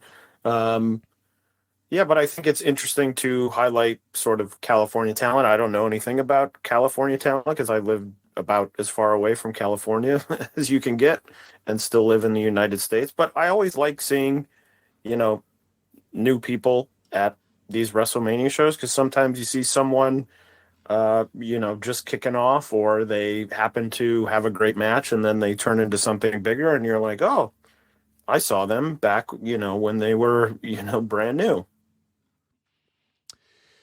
Yeah, I'm looking forward to this show. If I am available and able to watch it, like I always, that's one of my favorite things about WrestleMania weekend is looking at it. And I will say that like if watching West Coast Pro and watching some of the stuff, like they have a good eye for good young talent. So I think that has me a little bit more excited than some shows that do feature young talent, but like people that don't necessarily trust that they're finding the right talent or training the right talent. Like I think Vinnie Massaro has done a really good job spotting people and training people in California. So I am excited to see some of these people that again, I have never seen before. So you got that. Now the show that I think we wanted to touch on a little bit more and get a little bit more detail on, and you're the perfect person to bring on to do this. Friday, March 31st at 12 p.m. Pacific from the Globe Theater in Los Angeles. It's Tokyo Joshi Pro's, officially called Live in Los Angeles, the name of the show here. What for people that maybe have only sort of seen Tokyo Joshi Pro, people that don't listen for some reason to Jumping Bomb Audio here on the Voice of Wrestling Podcast Network, what can you expect out of this show? Do you think this is a good representation of what Tokyo Joshi Pro brings, or are you maybe a little disappointed by the way that it's been fully booked? Like, what's your read on the show so far? I actually think it's pretty good. You know, when they originally announced it, they announced it with no championship matches because they had a big show that just happened, depending on when this comes out, a few weeks ago, a week and a half ago, whatever it was. But since that happened, now they have the champions. They have now 2 title matches, the International Princess Championship, and also their tag titles will be on the line in the main event. You know, it's not like you're not getting, I think, a lot of big singles matches here, but the main event is going to be arguably the 2 biggest teams in the company facing off against each other, which is the Magical Sugar Rabbits of Yuka Sakazaki and Mizuki against 1-1 Million of Miyu Yamashita and Maki Ito. For most American fans, if you're an AEW fan, you know, Yuka has been in AEW and will be on the Ring of Honor show. You know, people know Maki Ito from her appearances in AEW. Miyu has been in America a number of times in the recent past months, having a lot of good matches. So really, Mizuki's the only one who hasn't been over here in America. And I think that for my money, Mizuki is one of the best wrestlers in the whole company. So really the main event, which is going to be the tag title match, really feels like an sort of all-star tag to me, and also has the, you know, I think if you just ran the match without the tag titles, you'd be like, oh, you're probably going to get, you know, a good match. I think the roster is really excited to run in LA. They were supposed to run WrestleMania Weekend 2020, and obviously that never happened. So I think this has been sort of long awaited by everyone on the roster, and I think they're going to come out and try and deliver a very good show. And, you know, you have that. You have an International Princess Championship, which is Rika Tatsumi against Billy Starks. And I think Billy Starks has been, you know, regardless of what you think of her stuff on the American Indies, I think she's been pretty solid and pretty good in Tokyo Joshi. So I think that match could be good. And then, you know, you've got some other tag matches, Free Wi-Fi against Daisy Monkey. You know, these are matches that maybe on a typical Tokyo Joshi house show, you might think, oh, okay, that's, you know, that's a fine match. But I think the energy of being in LA is going to lift a lot of these. And I think the sort of common, if you're not in Joshi circles right now, I think the perception of Tokyo Joshi is still, it's not an in-ring, it's not a strong in-ring product. And in the last few years, the in-ring product for Tokyo Joshi has actually gotten much better. You know, they're not a New Japan, they're not a 90s All Japan in-ring quality, but they've gotten a lot better. And I think if you're watching it, having maybe not watched Tokyo Joshi in a while, or maybe never watched Tokyo Joshi, I think some of these matches will surprise you with their quality. Yeah, there is some good stuff on the show for sure, and we should note that while, you know, DDT is over, and obviously they're both, you know, DDT and Tokyo Joshi both, you know, part of the cyber fight and both, you know, streaming on Wrestle Universe or whatever. The DDT stuff is going to be at the same place as all the collective GCW stuff. Tokyo Joshi Pro, though, they're going to the Globe Theater, which is a really cool venue. Obviously, that's where PWG runs, and they're streaming on Fight, but it is an additional charge. It's going to be $20 to watch that. So you're not going to be able to get it with Fight Plus. You're going to have to, you know, pay additional for this show. So that might be, you know, there might be less eyeballs on the show because of that. But do you think that people, if for $20, do you think that they're going to get a good value and maybe get surprised by just how good this show is? I mean, I certainly think so. I mean, I'm, you know, I don't particularly like with wrestling to spend money out of, you know, like I have Fight Plus. But I think this show is definitely going to be worth it. I mean, I think the main event is going to be great. You know, 1-1 Million won the recent tag #1 contender tournament in Tokyo Joshi, and it was one of the best matches of the year so far. I know the year is young, but and going against Magical Sugar Rabbits, who are the tag team of really Tokyo Joshi history. One of the best tag teams, if not the best tag team. And again, the energy of they're at the Globe Theater, they're in LA, they finally made it. They had an entire show booked in 2020 and it didn't happen. I think they are going to come out. Sometimes with a wrestling show, you can book a good card and guys come out and they're like, this doesn't really matter. I'll just sort of wrestle at, 5 out of 10 speed. And, the show ends up being sort of a shrug.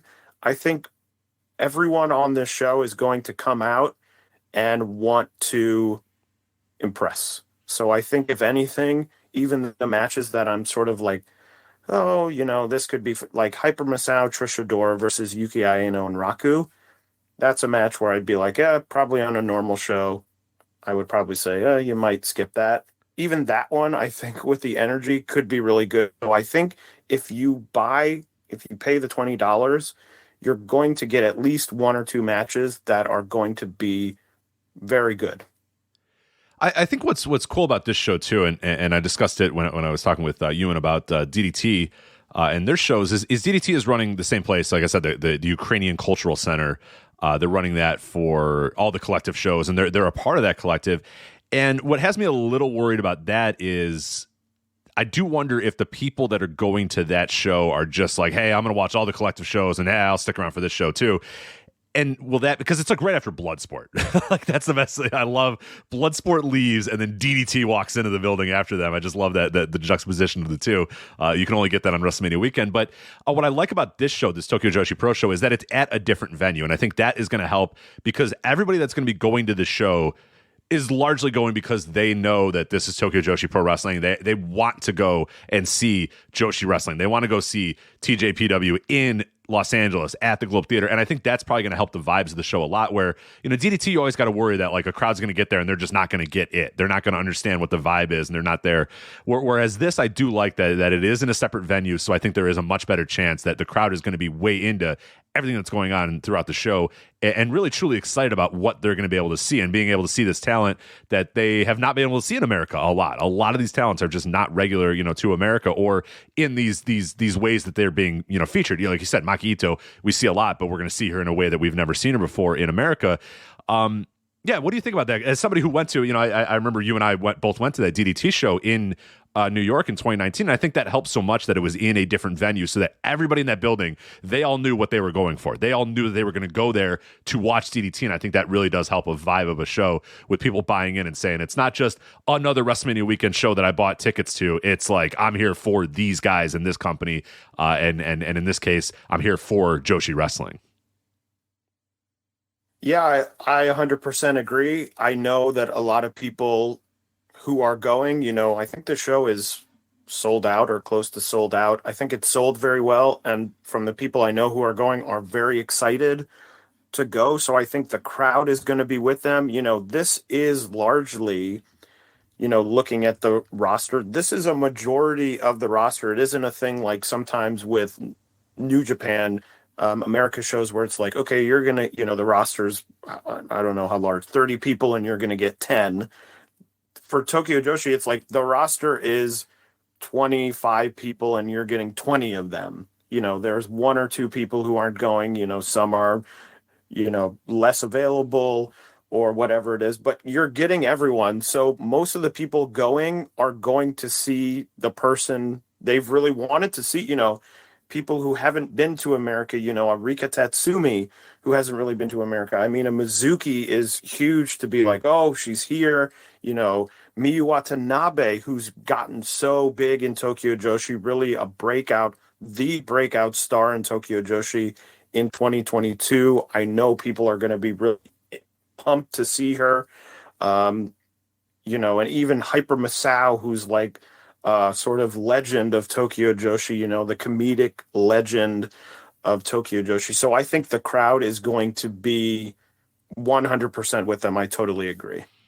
And that should definitely help. So yeah, definitely a show to check out. Again, not available on Fight Plus. You're going to have to buy it separate for $20, but probably going to be worth it seems like a pretty good show on paper, and one that I'm definitely going to make sure that I make time for, because every time I've watched like recommended matches from Tokyo Joshi, I'm usually pretty.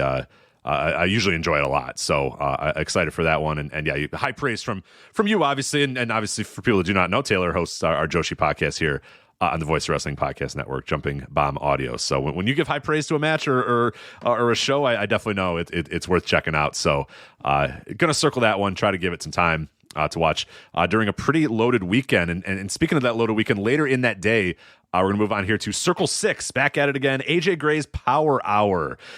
2 p.m. from Knucklehead Hollywood in Hollywood, California. Again, that's where all the Circle 6 stuff is happening. AJ Gray versus Jake Something, Jacob Fatu versus Big Damo, and Juicy Finau versus Calvin Tankman. This seems like, as far as all the Circle 6 shows, this feels like the most, like, we actually have a show and here's actual matches. So for that reason, I'm pretty excited, because AJ Gray and Jake Something sounds fun. I don't love Juicy Finau, but I love Calvin Tankman. I think that's a fun match between them two. And Jacob Fatu versus Big Damo sounds good too. They're calling it a Power Hour, and I'll be honest, there is some big meatballs in this match. There's some meaty men here for Circle 6's AJ Gray's Power Hour. So I'm pretty excited to check out this show if I'm not doing anything and watching, streaming it live. Seems like it might be pretty solid.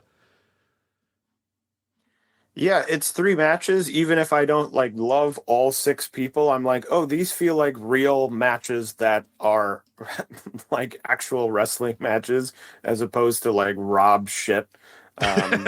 Who you're like, Right. what the fuck is that going to be? At least I know, okay, these are going to be, at the very worst, competent wrestling matches. The bar is low. Look, the bar is low, people. So yeah. We have to get excited about they booked matches and it features wrestlers that are good or at sometimes can be good. So that's our bar. But AJ Gray and Jake Something should be great.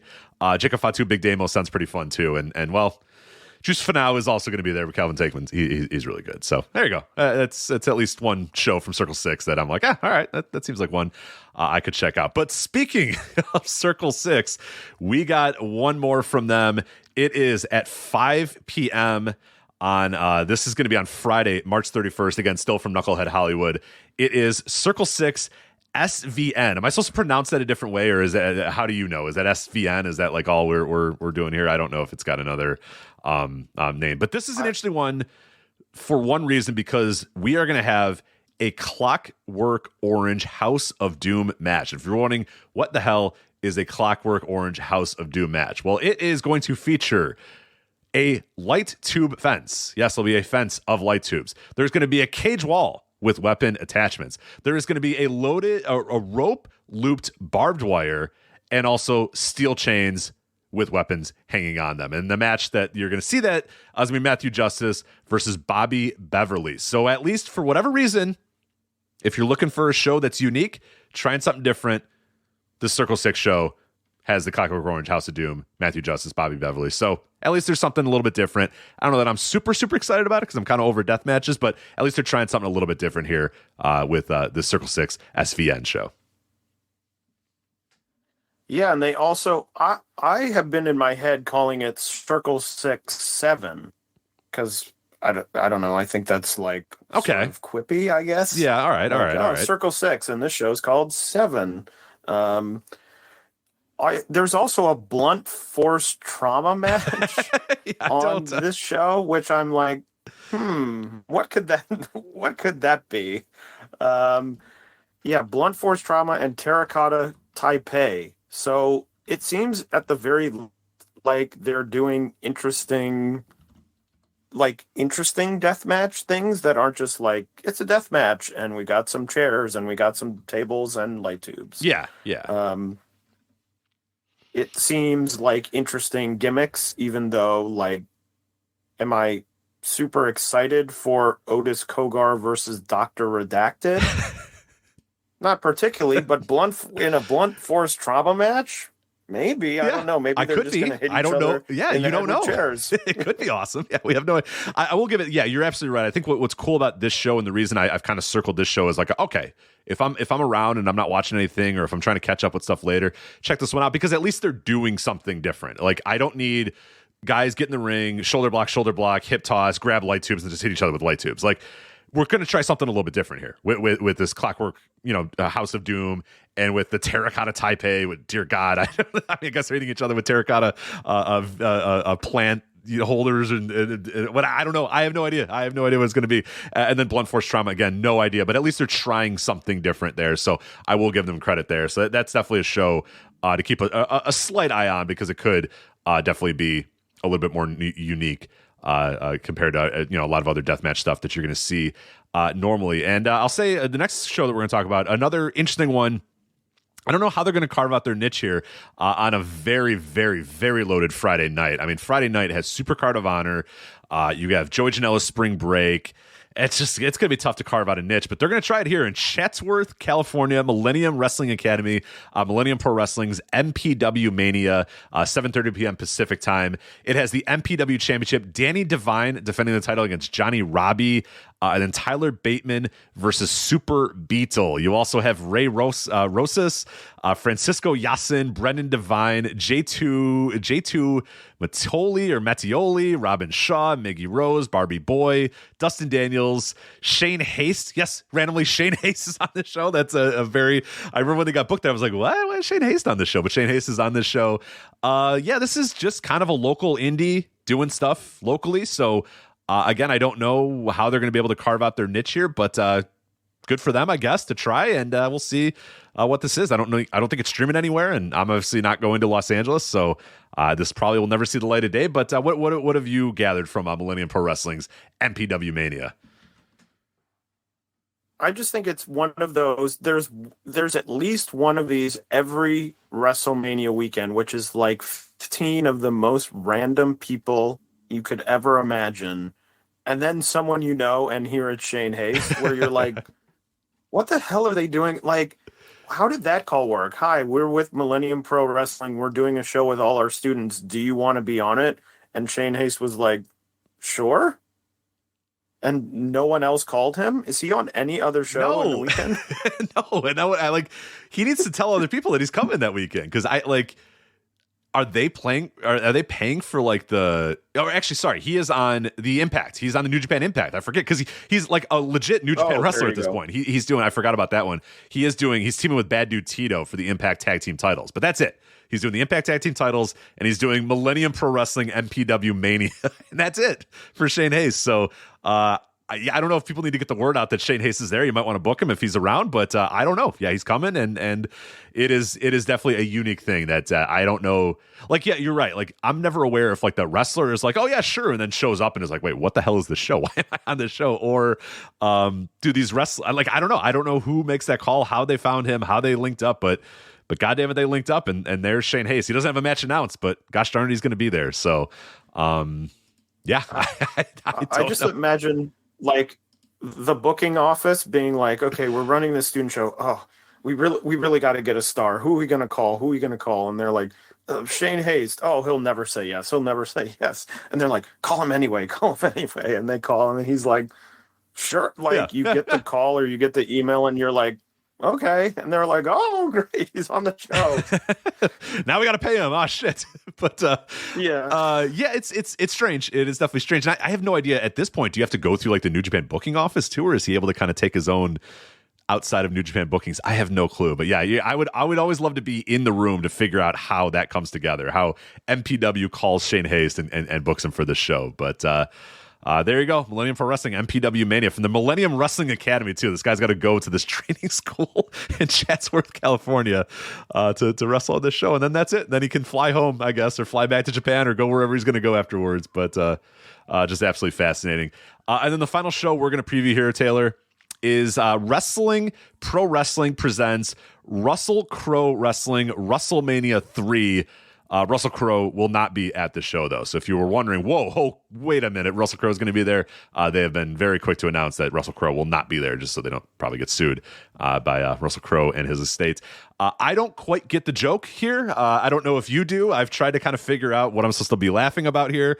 I'm not quite sure. I guess it's sort of like a wink, wink, nudge, nudge, haha wrestling show, but I don't quite get it. Do you get it? I don't know. No, I guess maybe I'm just a no fun having old curmudgeon, but I'm not quite sure what the joke is here with Russell Crowe Wrestling. Hopefully you can help me. No, Russell Crowe won't be there, but you won't care about that when you're watching the Sneaky Snakes versus Rubber Baby, Leather Daddy, and Bear. Yeah. You won't be thinking, oh, I wish Russell Crowe was here. I guess the big question is this a wrestling bear? Because we've seen bears at WrestleMania weekends. Masha Slamovich faced one a couple of years ago, or last year maybe. So, that's right. I have a feeling it's not an actual bear. Okay, a man in a bear suit, you think? Well, I don't think it's a man in a bear suit based on teaming with Rubber Baby and Leather Daddy. I think it's just going to be a bear, a man that's human. Yes, a man that would on a dating site declare himself a bear is what you're correct. You're thinking, yeah. Pop-Tart Boy is going to be there too. Can't miss Pop-Tart Boy. Yeah. I do like Mizuki Watase randomly in the middle of the card in a 3-way. Yeah, that's Ewan brought that up too. That's like it's very funny. That's like a Gambari Pro person is coming in doing this show and then just like I think that's it, right? Or no, also in the DDT versus GCW. And then just bouncing. And then just doing like, all right, I'm going to do DDT and GCW, showing up for Russell Crowe wrestling WrestleMania 3, and then I'm out. Bye. And then going back. It's just strange. But it's also got the great Branzino, Grundle, and Dingleberry versus Jumpin' Jim Logan and Smilin' Kyle Styles, and apparently a handicap match here. Dark Sheik versus Pop-Tart Boy. AEW superstar Luigi Primo will be there as well. I don't know who this is for. It's not me, but there you go. Russell Pro Wrestling's WrestleMania 3. So and there's many Jack Russells on the poster as well. So they're just stuffing like as many jokes in as humanly possible, and I don't really get any of them, but hey, good for them, I guess. So it's for somebody, I suppose. Yeah, and I don't know if this is a shoot 3, WrestleMania 3, actually the third one, or if that's also some sort of joke. I think it's another joke. If they've run 2 other ones, maybe they've been very successful. My favorite part is on Eventbrite. They have so many things that they're loading in. It says WPW presents Russell Crowe wrestling WrestleMan, because they ran out of characters to do WrestleMania because they have Wrestle Pro Wrestling presents Russell Crowe wrestling WrestleMan, and then it just ends at WrestleMan. So it just says WrestleMan as opposed to WrestleMania 3. So yeah, I don't. Hey, more power to you, but I suppose it's more of a comedy show than it is a wrestling show. But I don't know. Also has a lot of wrestling matches, so I'm not quite sure what's happening here. But we will be not watching it, or I won't be watching it. I don't know if Taylor, if you're, I don't think it's streaming anywhere either. So is it streaming? Yeah, I as far as I know, WrestleMan will not be streaming anywhere. So I won't be able to clear my schedule to watch. Oh darn! Well, sorry. Yeah. Regardless, there you go. So that is WrestleMania weekend. Anything else, Taylor, before you bid you adieu that you're looking forward to from this weekend? Any other shows you kind of have circled or plans to watch it? I know you're usually a pretty clear schedule, watch as much as you can watch person. You're going to do that again this year? Yeah, I take the time off of work and I just, not really Wednesday, because I think nothing on Wednesday is streaming at all. But Thursday, Friday, I have the days off work. I'll wake up. Well, now I don't have to wake up that early. No, you're good. I think the first show that's streaming starts at like 2 p.m. or something because I'm on the East. Yeah, Thursday. Yeah, you got 11 a.m. Pacific is the first shows, and yeah, you're gonna be good. So you can sleep in, have some fun, have a good breakfast, and you're gonna have to stay up a little late though. Gonna have to stay up a little late, but that's fine. You'll be well. Yeah, rested. I don't know that I'm staying up at 3 a.m. to watch Emo Fight. I don't know that I don't know that I'm that invested in Emo Fight to be up until 6 a.m. or whatever it is. But I just sit and whatever streaming, I try and watch as much as I can. I mean, I'm excited for the Ring of Honor show. That's probably the crown jewel, as it were, of the weekend for me, just because I've always liked Ring of Honor and it's a good card. And I'm not a WWE guy. I'll probably watch WrestleMania and think, this is why I don't watch WWE, which is my usual thought. But yeah, Ring of Honor, of course, the Tokyo Joshi show is going to be a highlight, which we talked about. But, I usually, when I have them on, and being in the energy of everyone else watching and getting into it is what I really enjoy. Yeah, it looks like a pretty fun week. I mean, there's a lot of muck here that we're talking about, but when you really like filter it out with like what's going to be streaming, what can I watch live and at what times, like it's there's pretty good stuff most of the days. It's just we're having some fun here talking about early morning guy Steele's early morning show and WrestleMania or whatever. But yeah, once you take that stuff out and it's like the actual stuff that's streaming from the big companies is all pretty damn good. So I think it'll be a pretty fun weekend, as long as you don't overdo it and get too much invested in Micro Man's midget wrestling show or whatever, or all Caribbean wrestling island vibes, which I would love to be a part of those island vibes. But we'll see. I don't think it's streaming anywhere. But Taylor, before we say goodbye, do you want to let people know where they can find your work and listen to you and all that other good stuff? Yeah, so you can find me regularly every other Monday on the podcast Jumping Bomb Audio, where we cover the entire world of Joshi Pro Wrestling, me and my co-host Kelly. Do that. You can follow us on Twitter at JBombAudio. We will always post about new episodes on there, so you won't miss them. You can follow me on Twitter at Maimbourg, Tamaimbo. I rarely post, but it makes me feel good when people follow me. Makes me feel very powerful. So that's where you can find me. There you go, Taylor. Thank you so much for coming on here, helping us preview WrestleMania weekend, and more than anything, doing the great job of letting us get like 9 of these crappy shows out of the way in one segment. It is always appreciated and one of my favorite segments to do every single year. So thank you so much. Well, thank you. I always have a great time. And happy WrestleMania weekend, everyone. Absolutely. Thank you, Taylor, once again. We'll talk to you later.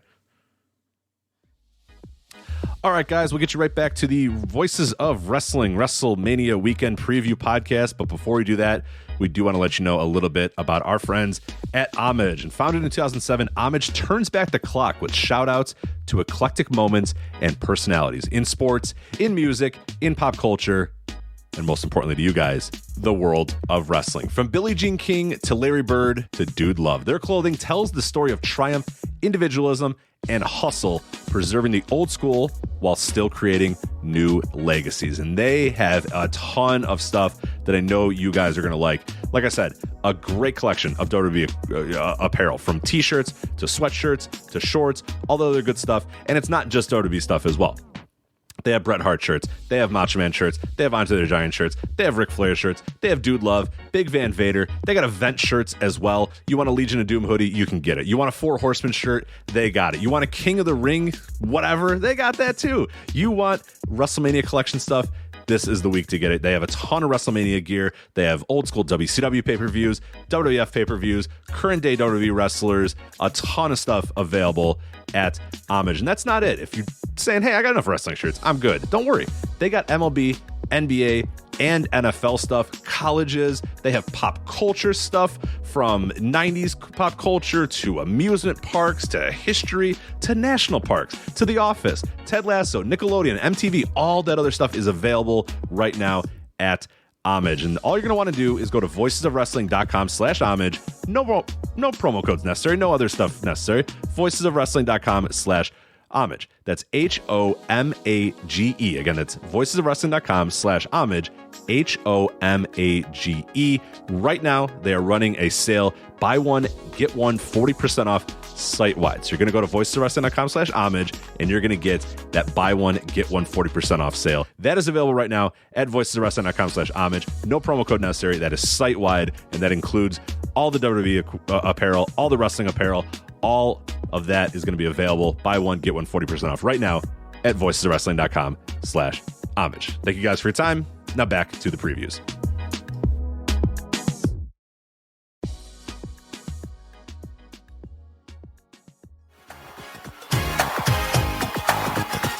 And continuing our look at WrestleMania weekend in Los Angeles, it is Sean Sedor. Sean, how are you?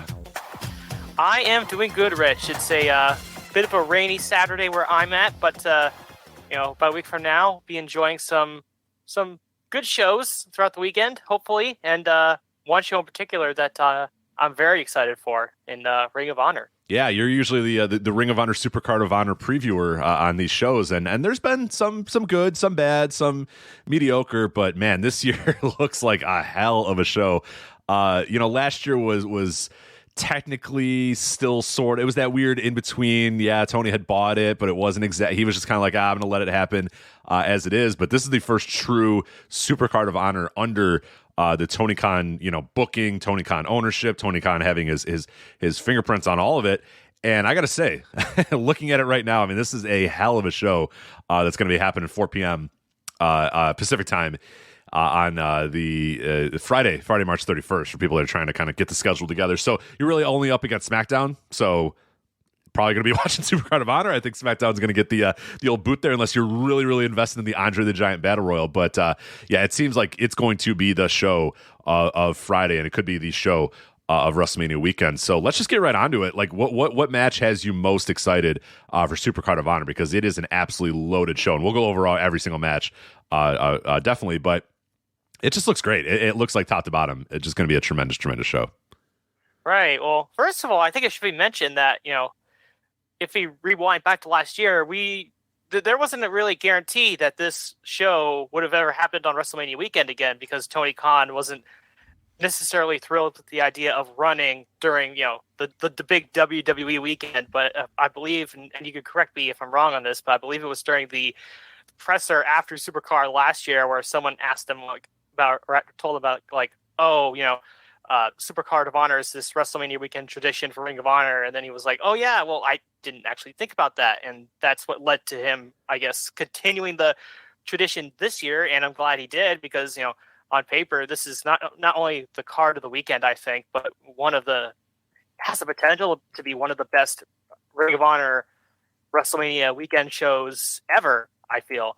And I guess the one match that sticks out to me on the lineup is the Reach for the Sky ladder match. And I know that a lot of people, especially sort of the audience that listens to Voices of Wrestling, have heard over the years about how the ladder match has been sort of, it's been worn down. Not as many people are excited about that particular stipulation anymore. But I do think that this one has particularly more meaning to it. Not only is it named after, or named in tribute of Jay Briscoe, and not only is it for the vacant Ring of Honor World Tag Team titles that the Briscoes held before Jay tragically passed away, but let's not forget that the Briscoes have such a storied history with the ladder war in Ring of Honor, going all the way back to the first one with Kevin Steen and El Generico, which was probably one of the greatest matches in Ring of Honor history. Oh yeah, I was there live. It's still in terms of live matches I've been to, it is still in the upper echelon for me, if not top 5, near the top for sure. Yeah, and they've gone on to have many more ladder wars. Whether you think about the one that they had against the All Night Express, where Jay Briscoe was like a 15 on the Muda scale. Oh my God. It broke the scale for sure. If you just think about that. Yeah, I remember watching that match a couple of years ago, and I didn't remember one part of it where basically Jay is bleeding so much that him just bending over and the blood is just, pouring out of his head. It was pretty disgusting, but also really, really cool and how violent it was. But then, yeah, then he has the Ring of Honor World Title ladder war with Adam Cole, and then famously the Briscoes had the ladder war, which I was at Final Battle 2018, which was famously the last show for the Young Bucks and SCU and all the guys that went on to form AEW. So yeah, it's very cool that they're paying tribute to Jay Briscoe in this way, and I can't honestly think of a more fitting tribute than to do a ladder match for the Ring of Honor tag team titles. And again, I know there's a ladder match fatigue, but in this case, I think this one is the exception to the rule. No, and this show is going to be deep in Briscoe, kind of tribute and stuff, because you obviously have the Reach for the Sky ladder match, which has you look at the teams in this too. Like, you're right, ladder matches have been done to death. There's going to be one on NXT Stand and Deliver, because of course there's going to be one done on Stand. But this is going to be there's exceptions to that rule. Yes, your standard boilerplate random ladder match done on NXT, that's going to get old and boring, and it's going to have all the same spots. But when you're talking about this match, for what it means, like you said, for the ROH World Tag Team titles, the vacant ones, it's Reach for the Sky. It's named in honor of Jay Briscoe. And it also features the Lucha Brothers, the Kingdom, Aussie Open, Drolistico and Roosh, and Top Flight. I mean, that sounds like it's going to be absolutely wild and incredible. And the crowd is going to be extra emotional for it. And it's just, this is, there's exceptions to every rules. And this is a ladder match that I could not be, I'm ecstatic about the booking of it, and I cannot wait to see it happen. I think it's going to be absolutely great. And, speaking to that point about the Briscoes, you also have Mark Briscoe in what will surely be an emotional match for the ROH TV title, trying to get the title away from Samoa Joe. Now, I think that's a little interesting. How do you book this? Do you have Briscoe lose this? Because, it's Supercard of Honor. Obviously last year they stole the show and probably, like you said, probably saved Supercard of Honor. And that's a great point that you brought up, not to kind of get off track here, but the pre-show presser, he was like, they already had it booked, so I didn't really want to change anything. So we'll still do Supercard of Honor.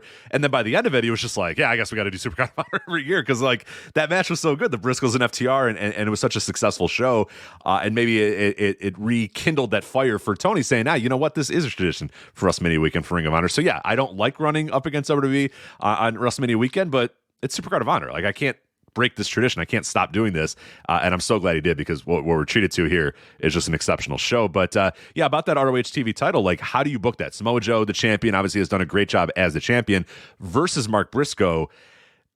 You got to be kind of, I don't know. Where do you land on that? Is it obvious to you that Briscoe's going to win this, or do you think that there's a chance that Samoa Joe retains? For me, I think it's pretty obvious that Mark's going to win this. So for those that might not have been longtime watchers of Ring of Honor, particularly during the Sinclair era, one of the ongoing, sort of not an ongoing story, but more of an on and off story that they would tell every time that Jay was off doing world title stuff was that Mark would sort of hang around in the TV title division for a little bit. And one thing they always pushed on commentary, whether it was, Kevin Kelly or Ian Riccaboni, whatever era of the Sinclair period of Ring of Honor you're talking about, they would always push that, it's Mark Briscoe's dream to be the television champion. It's the title that he wants to hold. And I think this night, I think it's pretty, for me at least, it's a pretty easy decision to put it on Mark Briscoe. And it's a cool match too, in that, we're almost 19 years from we're talking about history between the Briscoes and Samoa Joe. I think it was April 2004 that Samoa Joe and Jay Briscoe had that cage match. That's very fondly remembered. And then just, a couple years later, you had Samoa Joe and Homicide have a series of really fun tags with the Briscoes. And the one I always remember, I think it was on a Detroit show, where Mark does a shooting star press off a U-Haul truck, which is just, shows how crazy that very Mark Briscoe. Yeah, very Mark Briscoe for sure. Mm-hmm. But I think this will be a very good match. But for me at least, I would be very surprised if Samoa Joe retained. He just lost the TNT title in AEW, and it sort of seemed like he's been firmly phased out of that sort of program. And I think this will be really good. But I think in the end, I think the move to make is to put the TV title on Mark Briscoe. Yeah, I agree. I think that's the best way to go, especially if you want to keep him out of the world title picture right now, because you're trying to do, because I know a lot of people were like, hey, you know what, build up Mark Briscoe for a world title. And I think you can do that. I think that is a possibility.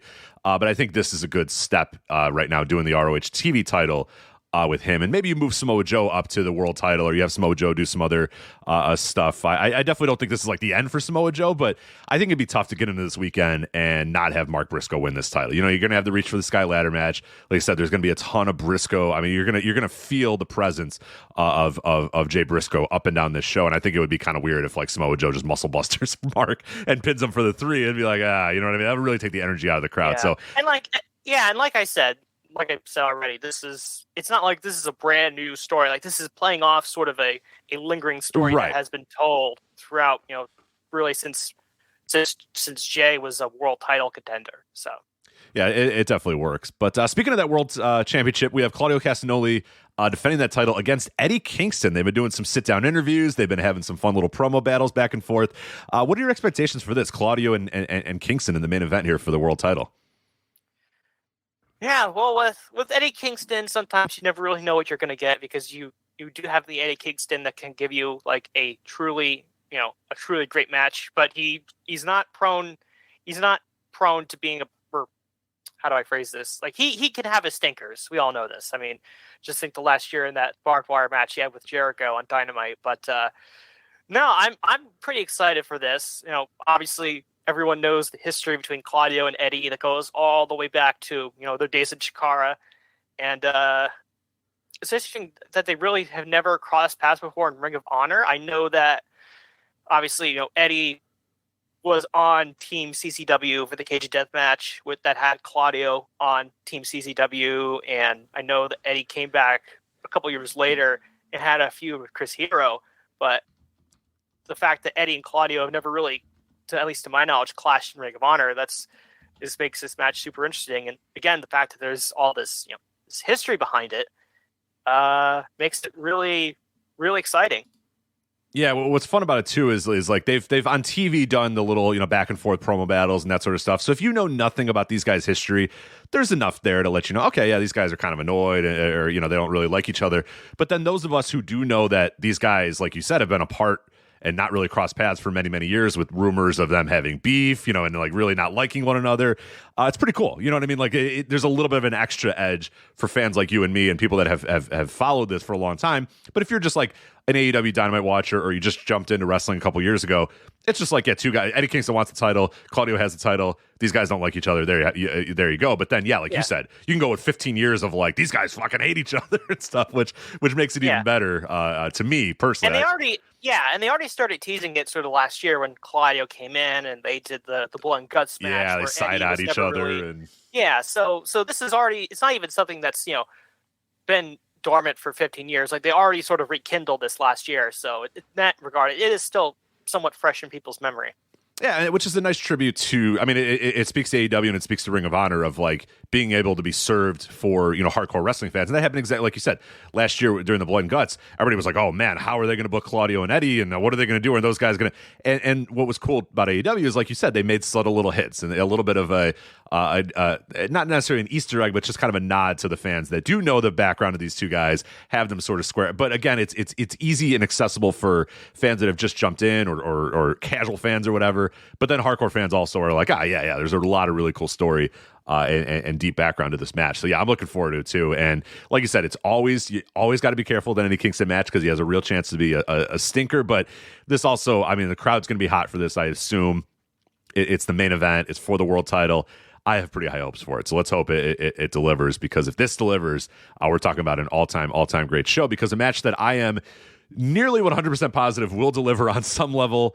The AAA Mega Championship, Vikingo versus Commander, just announced after Dynamite on Thursday this week, the recording.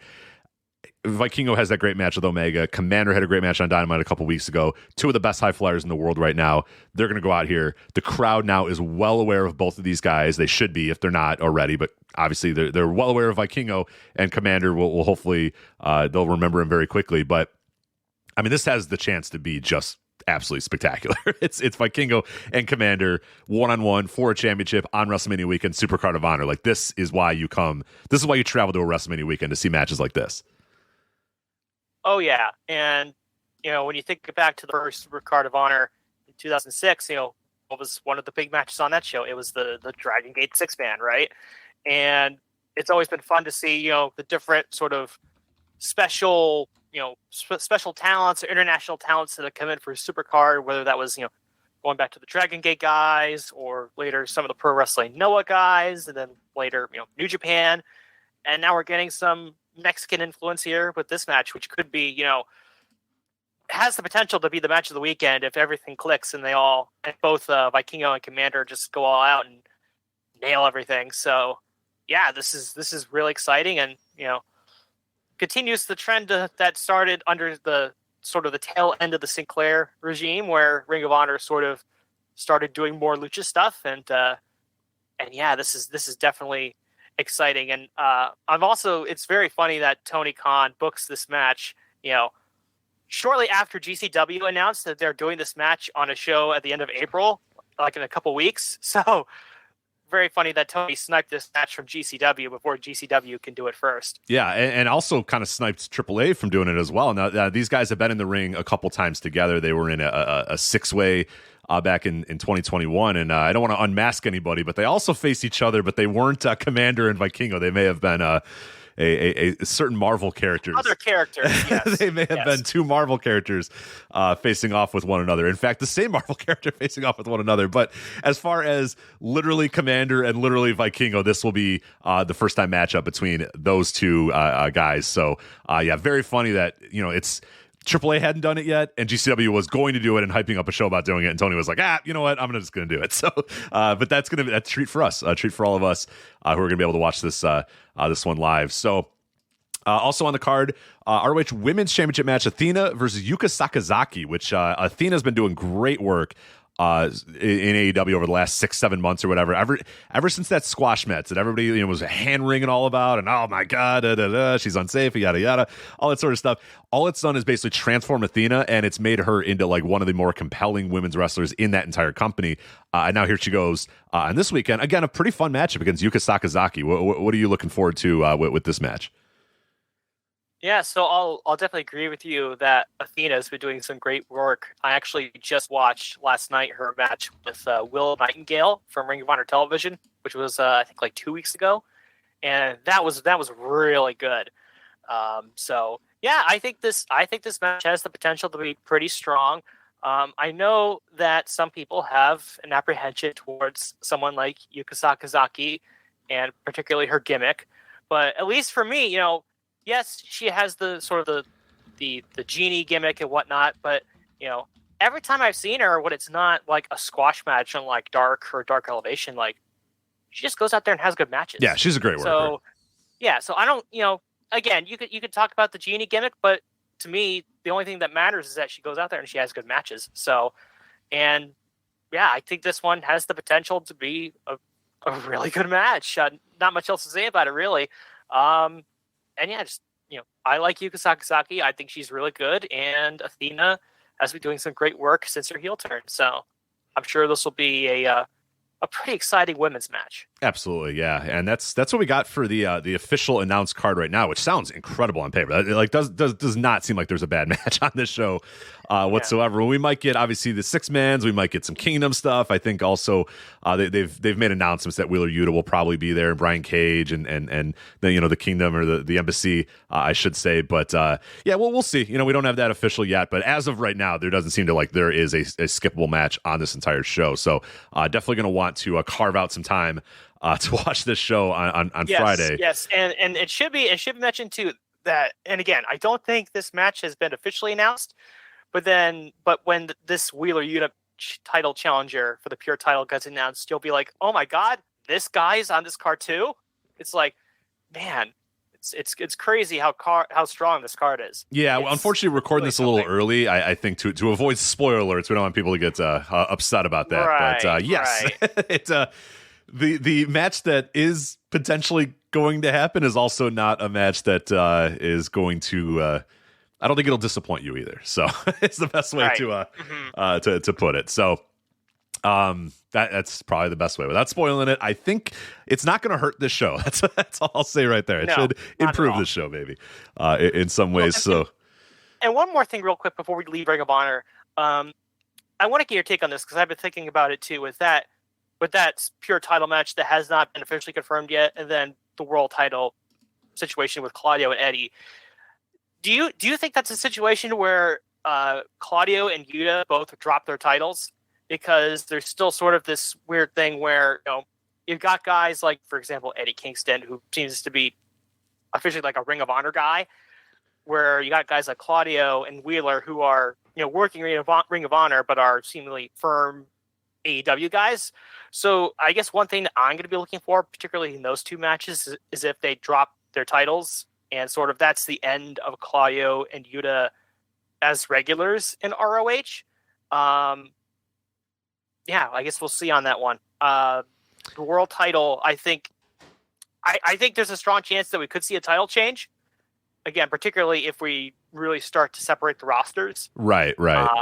So I think I see that. That's an interesting thing. I think I see that in the world title a little bit. But I wonder if like it wouldn't be the worst idea to have like a lower guy on the totem pole, like a Wheeler Yuta, to be able to bounce back and forth and do that sort of stuff. Where because the man who he will potentially be facing seems like a very strange like Ring of Honor pure champion, but.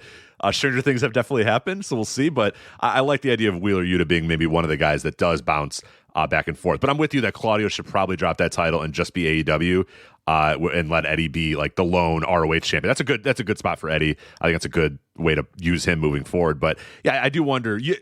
I like your idea, but I just don't know if the man who is potentially going to face Yuta is quite the guy that I would have be the pure champion. But I like I think your idea is right, and I think they need to start going in that direction of making these look and feel different, because right now it just feels like another extension of AEW, which I haven't minded. They've been fine, but I think it'll really help the shows if they feel unique and on their own more so than just Yeah, and I really wonder when this roster split, if it happens, is going to happen. Because I've been thinking recently, part of me feels like that they're just not going to split the rosters until they get like an actual television deal for Ring of Honor, which who knows when that's going to happen. I tend to agree. I think that's probably what it's going to be, which might be disappointing for some people, but I get it. It's they're in a very weird position here where they have to have people watch this show, on Honor Club and watch a streaming show or whatever. So you can't necessarily like gut the entire roster of all identifiable talent, but you need to maybe start little by little, getting those people to be a little bit, and Eddie Kingston's a great way to kind of start that. But I think, it's going to be fascinating to see how they kind of develop this brand over the next couple of months. And if it does truly feel separate from AEW, or if it just continues to be kind of what it is right now, which again, isn't bad, but isn't maybe doesn't have as much juice as it might be able to have, or doesn't feel fully unique like it could potentially feel. But that's Supercard of Honor. A few ways to watch this as well. It'll be available on Bleacher Report if you get your pay-per-views from there. It will be available on traditional pay-per-view as well. So if you just want to watch it on your cable box, you can do that. Also, if you are outside of the United States, you can watch it on Fight, voicesofwrestling.com/fight. You can do so as well. Or if you can suddenly change your location to someplace that's not America, I believe you can also get it on Fight as well. But that's plenty of options to watch this show. I'm probably just going to go traditional pay-per-view, just sit on my couch and watch it that way, but plenty of different ways to watch this show, and I'm fascinated to see how the crowd reacts.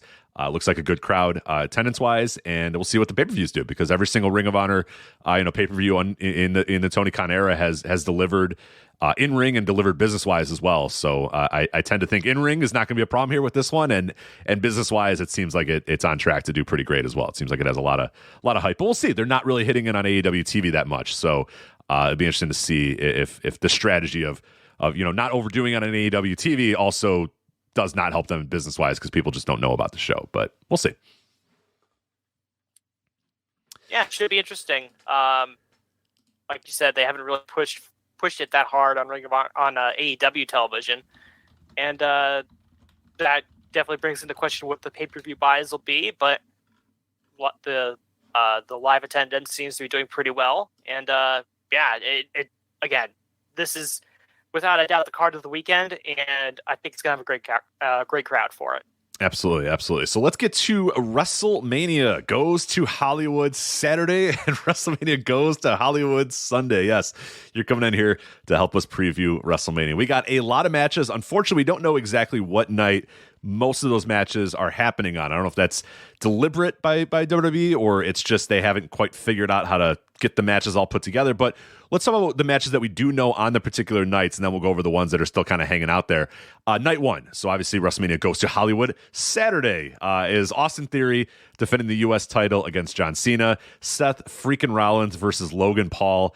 And then the presumed main event, or I believe the announced main event, is the SmackDown Women's title match, Rhea Ripley versus the champion Charlotte Flair. Any of those matches, Theory, Cena, Rollins, Paul, or Ripley, Flair, any of those kind of do anything for you, or are you just kind of sitting back and saying, you know what, it's WrestleMania weekend, I'll watch WrestleMania, but maybe not looking forward to any of these particular matches all that much? Well, out of those three, I think the one that has the potential to be the best, clearly, is Rollins versus Logan Paul. Logan Paul has proven himself to be a really great in-ring talent in the very few matches he's had. And Seth Rollins is probably one of the better wrestlers, in-ring wrestlers on the main roster. So, on paper, this should absolutely deliver at least a very good match. So I guess that's one. If you're looking for like standout in-ring matches, I think that's one to point out. And like I said, Logan Paul, he's had some really strong performances in the matches that he has had. So I think people have been looking at him and just marveling at how strong of a wrestler he is for a guy that's only had like 3 or 4 matches. So Austin Theory and John Cena, I don't know if you saw this, but this has apparently been confirmed as the opener of the show for the Saturday WrestleMania. Cena's like, I got to get out of here as quick as possible. Yes, that's what I was thinking too, is that he's probably got somewhere to be. A running car outside. He's going to walk in, do his little match, back into the car, see y'all later, bye. Which is incredibly funny. But yeah, I mean, I guess Austin Theory just wins. I don't know. Like, it's WWE. Anything could happen, really, and none of it really matters. And I guess then the main event, or what we think is the main event, Charlotte Flair and Rhea Ripley. I'm sure they will have a good match. I kind of don't like the story that they've been pushing, where I think they did this one pull apart on SmackDown like last week, where Michael Cole was screaming about how Charlotte is a star and Rhea wants to be a star. Like, shouldn't they both be stars? Yes, Sean, they should both be. Doesn't that subtly bury Rhea Ripley? It does, because they did that story 3 years ago too. And it's like, well, in this time, she should have become a star. Like, she's still not a star. Like, what are we doing here? Then why do we care? Why do I care?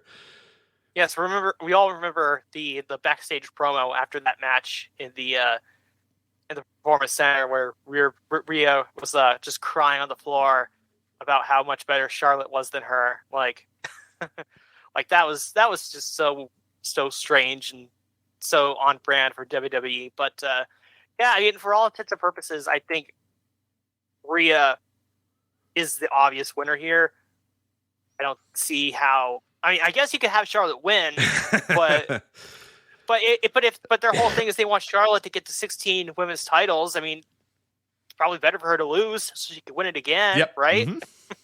So, yeah, I'm sure the match will be fine. I mean, I like Rhea Ripley as a wrestler. Charlotte Flair, she's had good matches. We'll see if this is one of them. I don't really, I don't know what else to say about this one, but yeah, hopefully they right the wrong from 3 years ago and actually put Rhea over. Yeah, and do it the right way too. I mean, this is such a clear. This seems obvious to everybody, but it is still that company, and it's still Charlotte, and they do a lot of weird things with Charlotte, and her work has really regressed, I think, in the last couple of years. I don't know if it's just from lack of caring or whatever, but this is somebody that used to, I think, be a pretty good in-ring wrestler, and most of the stuff I've seen from her recently is just like not good at all. So, this is an important match for Rhea, for sure. Yeah, honestly, I just want Charlotte to go away. Like, I don't care anymore. How could you? I mean, how could you possibly care about another? Like, she's going to win this title again, and who could possibly care about the 15th time she's won a women's title? I mean, you can't care. Like, you can't. It's just, it's insane. But I'm with you on the Logan Paul thing. I think he is awesome in terms of just a guy that goes in, gives it his all, gives all the effort, and a guy that just owns the room when he walks in. Like, he just feels like a star, feels like a superstar. And now they finally smartly realize, wait, people hate this guy. Let's make him a heel. It's working even better. Yeah, I don't know. It took them forever to figure out Logan Paul not likable, but they figured out Logan Paul not likable. And there is no doubt in my mind that he is going to get that entire building just wanting to hate that guy and just go absolutely nuts to him. And he's so good at egging him on and so good at being just a chicken shit asshole. So I'm really, really excited to see that match. And like you said, Rollins is I don't love the gimmick, but he's still Seth Rollins. He could still go, he could still work, and I think this has a chance to be tremendous. And I have no expectations about Cena in Theory. It's just like, I don't know. Who knows? You know what I mean? Like, it could easily be Austin Theory beats John Cena in 20 seconds and says, I proved you wrong. It could just as likely John Cena walks in, does an attitude adjustment and pins Theory in 10 seconds too. You know what I mean? Like, I have no idea. All I know is it's not going to go long, and Cena's out of there as quickly as he possibly can be. Is he the U.S. champion afterwards? Maybe. I have no idea. You can't possibly predict that one. But Night 2, only one match announced so far for that on Sunday, and that is, of course, going to be the main event of that show. It is Cody Rhodes going against Roman Reigns. And Wikipedia getting ahead of themselves here as I'm here on Wikipedia. It says Cody Rhodes defeated Roman Reigns to win the championship. So I guess some Wikipedia editor getting ahead of the game, or WWE Creative stooging off the Wikipedia editors. But what do you think about that? Is Cody Rhodes leaving Los Angeles as the undisputed WWE Universal Champion? I mean, it feels like it's time, right?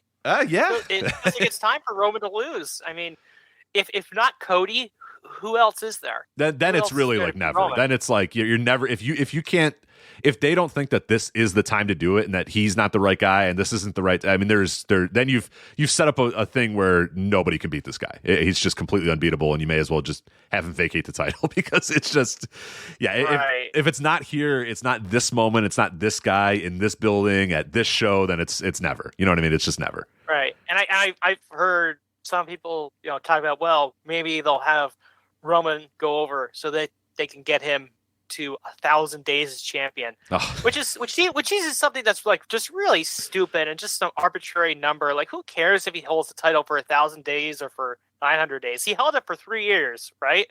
Yeah. And I guess going along with that, I've heard some people say, well, they could have Cody go over at the Saudi Arabia show. Well, that's not going to mean as much as him beating Roman at WrestleMania. But the American Nightmare finally winning the title in front of the Kingdom of Saudi Arabia. That's really going to mean something. I just can't see that. But would it surprise me if they did that? Absolutely not. No, yeah, and you have to be, this company as well has done this on WrestleMania. I mean, you can go back and listen to the preview audio that we did leading up to the New Orleans match with Roman Reigns versus Brock Lesnar. Everybody was like, yep, Roman's going to win that match. There's no way it's not Roman's match to win. And then they didn't. And then it was just like, oh, you never know. You really never know. I will say, update, I refreshed the page. It is back to Cody Rhodes not defeating Roman Reigns. So the Wikipedia editors have gone back and made sure that they do not stooge off the results there. So it is still out in the open. Yeah, everyone, you're right. And I think everybody is right to think that this has to be the time for Cody to win. But I don't know. I truly do not know if they're going to get cold feet, because this is, you only get one chance to have Roman lose this title. You've built this up for 3 years. It has to be the right time. It has to be the right moment. It has to be the right person. And the company needs to be invested in it being the guy. I think Cody fits that perfectly. I think him winning that title, defeating Roman Reigns in front of that crowd is the way to go. You gotta get off of it. At some point, Roman's gonna have to lose this and tell a different story. And I feel like now's the best time, because if you don't do it, I think you risk a lot of people just being like, all right, this is never ending or whatever. You're never going to get, they already didn't do the Sammy thing, which whatever, we don't have to debate that again, but you can't do it now here with Cody and then just be like, no, Roman's, and because there's no one else. There is who else on this roster is anywhere near remotely capable of defeating Roman Reigns then? Like you said, you may as well just have him hold this title for 5 more years then at this point. Right. And like I said, they could hold it off for that stupid 1,000-day thing, and they could have Cody win at Saudi Arabia, but it won't mean as much because it's the peak is here. The peak is now. The peak is WrestleMania, and Cody ending it at their, well, I guess technically it is their biggest show of the year, but if we're talking about money, it's clearly the Saudi shows are much bigger. Yeah, maybe the Kingdom said, "No, you know what? We want that title match or that time." And again, you can't put that. That might be the case. It's not impossible that they said, well, shit, that's what those guys want. They're paying us a shit ton of money to come to the show. So if they want the title switch on their show, then they're going to get the title switch on their show. But I think that'd be a pretty disastrous move. I think the most obvious, easy, just do it. Don't overthink this thing. Don't come to the building hemming and hawing. Cody beats Roman. Start telling a new story with Roman. Start telling that story with Cody. There's so many different ways, so many better ways it can go. If he doesn't win there, it's just like, all right, now what's left to tell with this guy? So yeah, I think that's the obvious one. But we'll see. It's definitely an anticipated match. I mean, I'm definitely looking forward to it. I think it's going to be great, and I think the crowd's going to be hot. And it is definitely, if you're trying to pick and choose which of these shows to watch, like night 2, just because of that match, is absolutely the one. I just think it's going to be good. I think it's going to be good. Both those guys are great, and the crowd is just going to be molten hot for it. So they've done a great job building it up. All jokes aside and things aside, like they've done a great job with this. Unfortunately, we also have 9 additional matches that have not been booked for a particular night. So we're going to go real quickly. I'm going to name all of them, and then you can go over any ones that you want to talk about. We definitely do not have to talk about every single one because a lot don't have a ton that I really want to talk about. But I got Bianca Belair defending the Raw Women's title against Asuka. You got Brock Lesnar versus Omos, just in a straight-up singles match. You have a triple threat match for the WWE Intercontinental title. Gunther defending the title against Sheamus and Drew McIntyre. The 6-woman Trish Stratus, Lita, and Becky Lynch versus Damage Control, Bayley, Dakota Kai, and Io Sky. You have a Hell in a Cell match between Edge and Finn Balor. You have the Women's WrestleMania Showcase Fatal 4-Way Tag Team match. Liv Morgan and Raquel Rodriguez, Natalya and Shotzi, Ronda Rousey and Shayna Baszler, although I think Rousey is still having some issues with health, so she might not be there, as well as a TBD, the always dangerous TBD team. You have a men's WrestleMania Showcase Fatal 4-Way Tag Team match. Nobody needs this, so we don't need these on these shows. Braun Strowman and Ricochet, the Street Profits, Alpha Academy, and the Viking Raiders. Then for the undisputed WWE Tag Team titles, the Usos defending against Kevin Owens and Sami Zayn. Probably on night 1, I would imagine, that match to break it up with Reigns and Cody. And then finally, I believe now officially announced, Rey Mysterio versus Dominic Mysterio. So there you go. Anything that really catches your eye on that show? I will say, like I said during the preview, for the record, like, we do not need those WrestleMania Showcase Fatal 4-Way matches. I know you want to give people WrestleMania paydays. Tighten these shows up. We do not need these matches. Like, these entrances alone are going to take 25 minutes. We're good. We have more than enough on the show. We do not need those matches. But regardless, anything else that kind of stands out to you that you're either looking forward to or you think has some interest? Well, it's funny that you mentioned about tightening up the shows because, you know, there's 13 matches total announced for these two shows, or I guess across both shows. And if you split them up, you know, that's still like, I guess, probably 6 matches on one night and 7 matches on the other night. But, you know, it's funny, even though they've split these shows up, and even though that, you know, fortunately we're not getting like 14 or 15 match cards to go to 1 o'clock in the morning, they still find a way to make these shows interminably long. So that's still, you know, I still remember writing the article several years ago about how they needed to, after I think it was the 2019 WrestleMania, which is the one that went to 1 o'clock in the morning, because there were so many matches on it. I wrote that article talking about how they needed to split up the shows, and they did that, which is good. And we're getting less matches on both shows, which is good, but they still insist on making them extremely long with long entrances and all the ads and all the video packages and all the other assorted nonsense. But I guess in terms of everything else, Bianca and Asuka, I mean, that should be good. The build has not been good, but no. I'm sure the in-ring will be perfectly fine. The Intercontinental title match, I know that's a triple threat match, and I know people prefer singles matches over, you know, 3-ways or triple threats or whatever you want to call them. But, you know, Gunther, Sheamus, and Drew McIntyre, you know, there's no reason this shouldn't be a good match. So I'm sure that will be a lot of fun. Yeah, those guys have been the MVPs, I think, of WWE over the last couple of years. Like Gunther and Sheamus have had just great matches. They just beat the hell out of each other. And add Drew McIntyre into that, I think this has a chance to be really, really good. I think this has a chance to be the best match of the entire, you know, Mania schedule. So definitely, yeah, it is a 3-way, and I do have like a ceiling usually on 3-ways, but with these guys, I think they're going to be able to. These guys are smart enough workers, good enough workers to make it work. I don't think you're going to get the traditional, like, you know, Gunther clotheslines Drew McIntyre, and then Drew McIntyre sits outside the ring while Gunther and Sheamus wrestle for 20 minutes and then or 10 minutes, and then, you know, they do a pinfall, and then Drew McIntyre comes in and breaks it up and then tosses Sheamus out, and then Gunther, Drew McIntyre. Like, I don't think you're going to get that. I think you're just going to get 3 guys beating the hell out of each other for like 15 minutes, and I'm in for that. Yeah, like Big E once said, it's a lot of big meaty men slapping meat. Yeah, oh yeah. That'll be fun.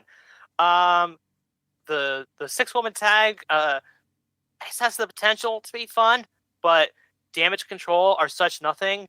And then Lita, in that one match she had on Raw where her and Becky won the tag team titles, she was not good at all. So hopefully her involvement in this match is limited.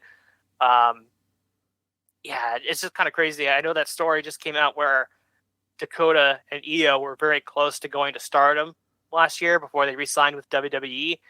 And, you know, in hindsight, you know, what a decision. I mean, Damage Control, again, they are such nothings. Like, nobody cares about Damage Control.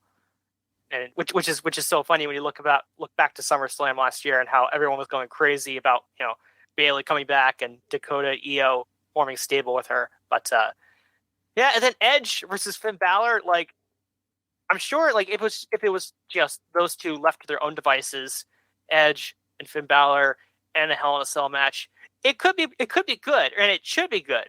But the problem is they've done this whole thing where they're teasing like, oh, it's going to be the Demon versus the Devil, which I think is translated, we're going to get Brood Edge. Brood Edge, yeah. Which they're pretending was a big star and like a big deal, and he just was not at all. But it's Brood was such a I mean, very memorable entrance, very memorable entrance music, but yeah, they were just sidekicks for the Ministry of Darkness. Like Edge was just, I think the only memorable thing Edge did during the entire Brood run was be part of, the angle at WrestleMania 15 where he and Christian came down from the ceiling and helped Undertaker hang the Big Boss Man from yes. the cell. Right, like that was the most memorable thing Edge did as part of the Brood.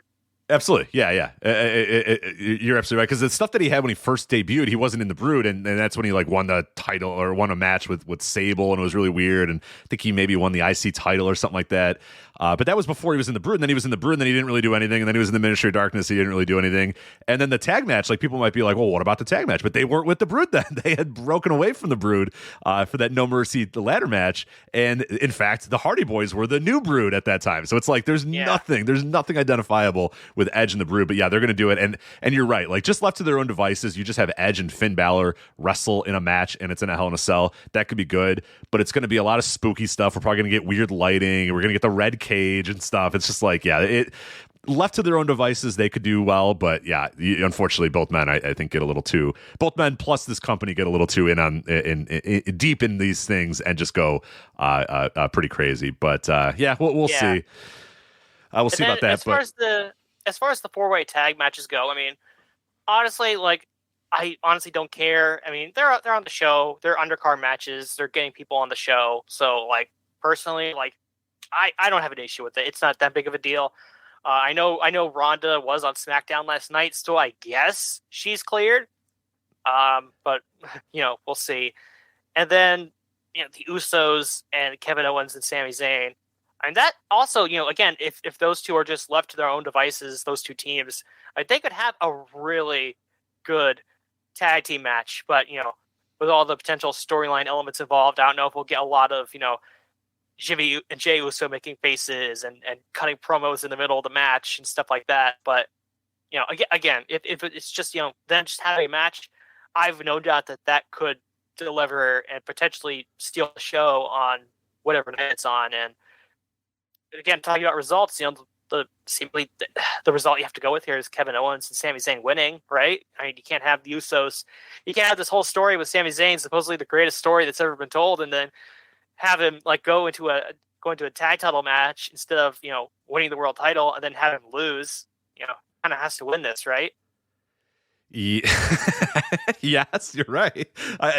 It's so weird that like you should be able to predict like what is so obvious and so basic, and it's like these guys must win this match, but it's this company, man. So it's like impossible to say. But no, I mean I there's no doubt. I mean, this would be the weekend to just say, all right, you know what? The Bloodline stuff, we've been doing it for 3 years. They've beaten everybody. They've won every title. This is the time to have Owens and Zayn beat the Usos, Cody to beat Roman, and for the whole thing to finally start feeling like it's going to fracture and really fall apart. And then because you can do so many more storylines with the Bloodline people facing each other. I mean, you could have years worth of storylines of that, but you gotta rip that Band-Aid off. And this, I think, is the weekend to do it. I mean, especially with Owens and Zayn and all the momentum you've had with them, they lose this match, forget it. It's over with those guys. And it just seems so obvious, and the crowd's going to be invested in it. It's so simple and so obvious. So of course they'll probably have the Usos win because right. That's the way you gotta operate with that assumption. But no, this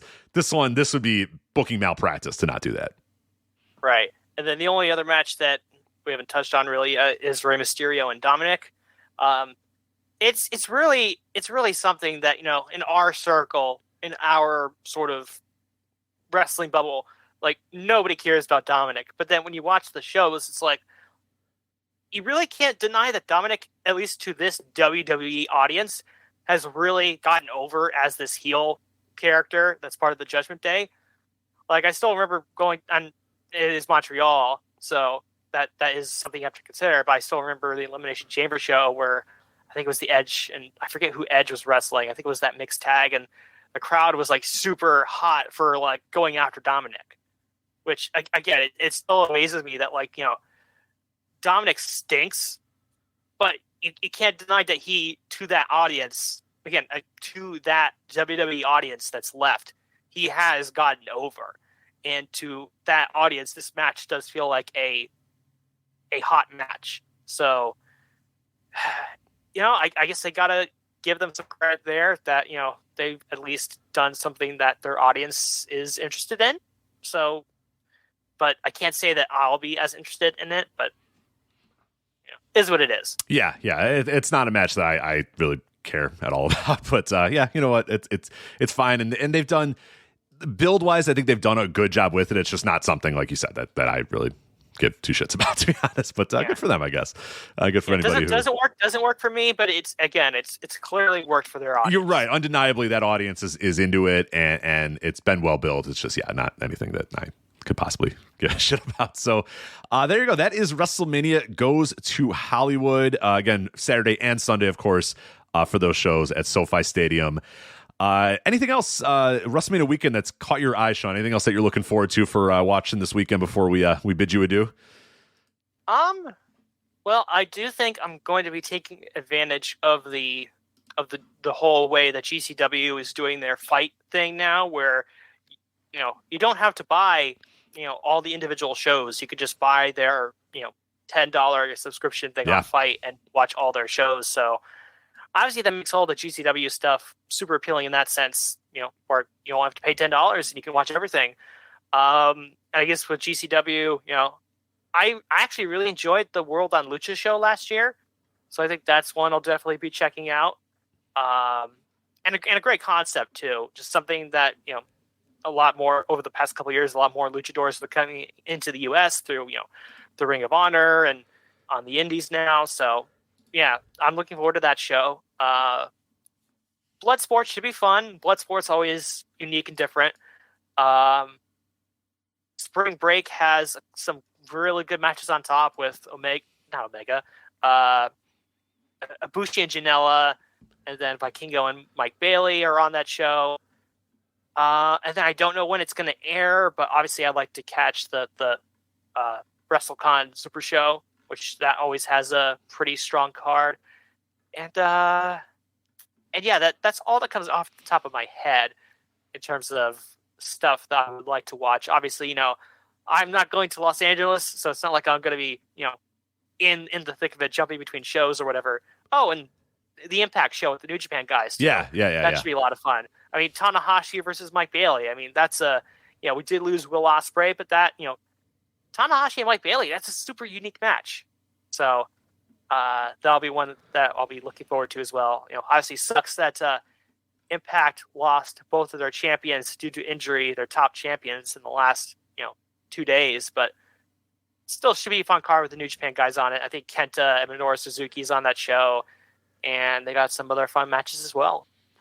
Yeah, this is definitely going to be the easiest year to kind of watch stuff if you want. Like it, in terms of like financially, you don't really have to decide, oh man, okay, so I want this one, or I'm going to buy the whole bundle and it's going to be $120 or whatever. It's like $10 gets you pretty much a show every single, like the entire weekend. You're going to have a show airing somewhere on Fight with the Collective, including all the other, you know, things that are going to be on there. So, and then, yeah, you know, the New Japan Impact, like you said, that'll be on Fight. So that's really easy to watch. And the WrestleCon, the Mark Hitchcock Super Show is going to be on High Spot, so that's not too hard to get. So you're going to be able to watch most of the stuff pretty easily and pretty affordably too. So I think that makes this a pretty interesting weekend from that standpoint of not necessarily having to pick and choose as much of, okay, what am I going to buy, or you know, feeling like you have to watch all the collective stuff because you spent $130 or whatever to watch it all. Like I like that. Yeah, it's unbelievably, it's a great value. Like, I don't know how it's going to work, but hey, it's not my problem. It's their problem value wise. But that definitely is going to make it a little bit of an easier weekend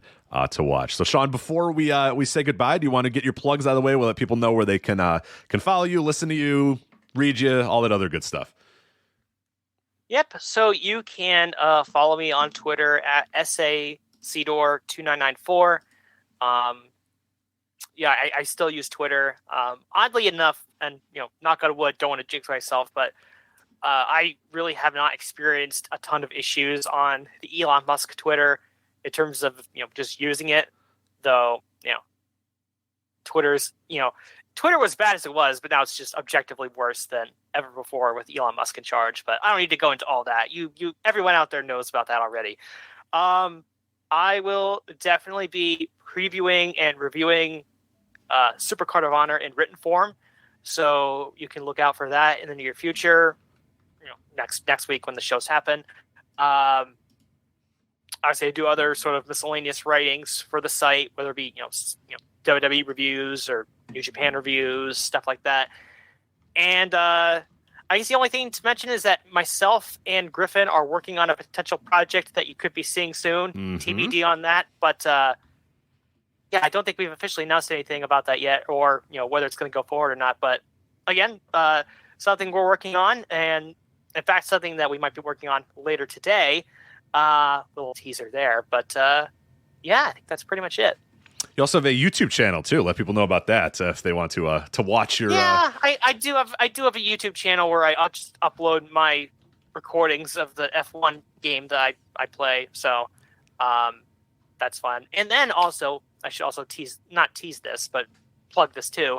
I do have a thread, or not?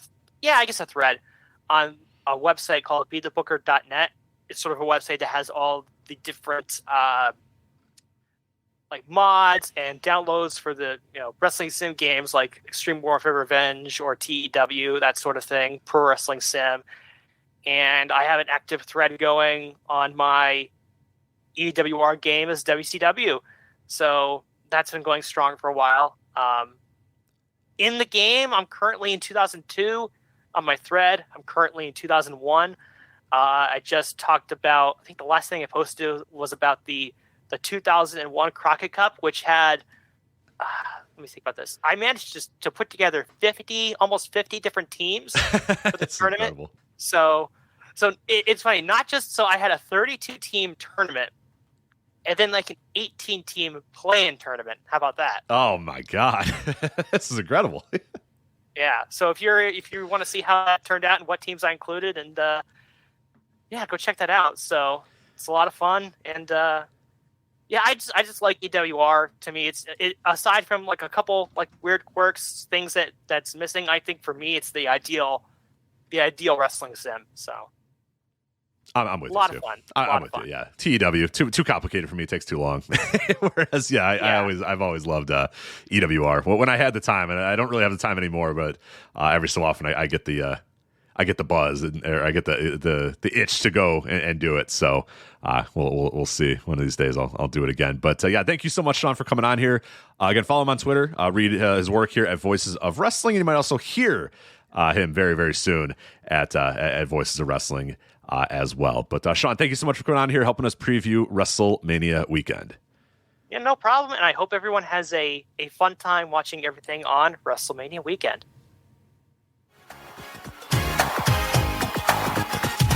All right, we continue our look at WrestleMania weekend in Los Angeles 2023 with Jeri Evagood. Jeri, how you doing? Oh my gosh, I'm doing something Voices of Wrestling related. Yeah, slacker. Yeah, jeez. Got too busy with your life and people and doing things, and doing things off the internet. God forbid. Gross. Yeah. Who's got time to be off the internet? Who has time to be offline? Ugh. Yeah. Yuck. For the 5 non-VOWers who know, I've been on hiatus for a while. Not for anything bad, for a lot of good things, actually. But it's WrestleMania weekend coming up, and I'm like, I gotta take part of that, because who else is gonna make Rich sit through this? Yeah, we gotta talk. We gotta do our annual tradition, and we are gonna continue it here once again with previewing Effie's Big Gay Brunch number 6. Can you believe there's 6 of these? So were you at the inaugural one? No, I was at New York. When was the inaugural? No, I went to when I came to All Out in 2021. They had one in Chicago. Oh, right. Okay. Yeah. But what number? I'm trying to remember what number that was, because we had, like, unfortunately, we've had now, they've broken from tradition, and we have some big gay brunches on non-WrestleMania weekends. I want to say, the first one was 2020. I forgot about that. I thought it was 2019. Yeah. Time is that's the year 2020 is weird. Yeah, I forget. This was not necessarily, it was like the weird, not WrestleMania weekend, but kind of WrestleMania weekend in Indianapolis in October of 2020. Yes. The one that was, we all kind of watched, but some of us were uncomfortable watching it. I do remember that now. Okay, not because of FB's Big Gay Brunch, because of the global pandemic going on around us. So 2020 is kind of a blur. Let's forget that ever happened. How about we just do that? Yeah, but I was at the 2021. I was first row for that Big Gay Brunch, and had a really good time at it. I had been wanting to go. I've been trying to go, and I finally got to go, and I had a really good time. Got to see so many wonderful people, not just the wrestlers, but the fans themselves were just wonderful people. I remember getting a sugar cookie that was shaped as Effie's ass, and that was a highlight. It was very sugary. What other show are you going to get that? You know what I mean? Like, what other show? You're not going to get that at Supercard of Honor. You know what I mean? Like, you're not. You're just not. No. Big Gay Brunch is it's just fun. I mean, I know that sounds very just simple to say, but that's just the truth of it. It's just fun, but it's also very celebratory. It's us. And when I say us, I mean LGBTQIA+, it's us in the spotlight. Being a trans woman and being front row for a show that's highlighting LGBTQIA performers is just incredible. And I am so glad that this show is continuing WrestleMania weekend. There is a lot of shows going on WrestleMania weekend. So, I hope people will look at all their selections and choose this show to give it a watch and to give it a view and maybe be entertained. Yeah, I think one of the things that's probably going to help this, and obviously it is streaming on Fight, which this year, and I'm going to say this a bunch of times as we're going on throughout this weekend, but like, if you want to get into WrestleMania weekend and you want to watch as many of these different shows and see as many of these different wrestlers before, that used to be a pretty difficult ask. It used to be, you could buy all these shows individually. You could buy the Fight, collective package or the WrestleMania weekend package or whatever. I think last year it was like $120 or whatever, which, given the amount of content you were getting, was a pretty good value. You were still getting a bunch. That's all available on Fight Plus now, which you can subscribe to voicewrestling.com/fight. But like, you can watch it all. Like, people keep asking us, hey, well, so I can watch all of it for like $8, and it's like, yeah. And they're like, well, how can I do that? I'm like, I don't know, but it's not your problem. You can do it. So you know what let Fight figure that out. Like, you don't have to, you're good. Don't try to figure out the details, just do it. Yeah, don't ask me how it's gonna work. It probably doesn't. I don't know their books. I don't care. I'm gonna watch all this stuff for $8. So it's like, yeah, this and that speaks to your point perfectly, is that if there was any day that would be good to just jump in and just watch something that you're maybe not used to, out of your comfort zone, whatever, if you got that Fight Plus package, you're already paying for it anyway. And the good thing about FB's Big Gay Brunch this year, it's pretty much running up against almost nothing. So it's Saturday, April 1st. It's at 11 a.m. Pacific time. I think it's 2 p.m. Eastern for people there. And it's really, again, like, it is almost completely by itself. You have NXT Stand and Deliver, which is at 9:45 a.m. Pacific time. Imagine a major arena wrestling show starting at 9:45 a.m.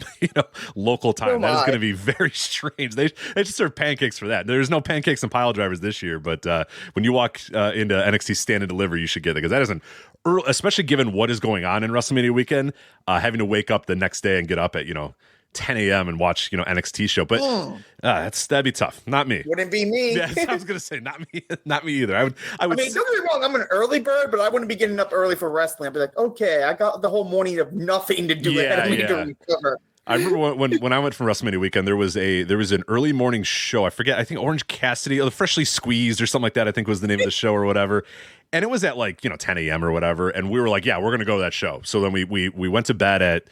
It was after Blackcraft Pro Wrestling, so it was like 5 a.m. or whatever, and I was like, you know what? That show starts at 10 or 11. We'll get there in time. We'll be fine. We're not even going to set an alarm. Forget it. Boom. No, we slept till noon. We slept right through it, and I was like, well, nonetheless, we didn't really want to go to that show either. It was just, we felt obsessed with it. We had to go to wrestling, but yeah, it was probably a better move for us not to go to that show. But the thing with FB's Big Gay Brunch, though, It's solely in the brunch. I mean, you're looking at 11 a.m. Pacific, which is not a bad time. Whatever. You could wake up for that, Jeri, right?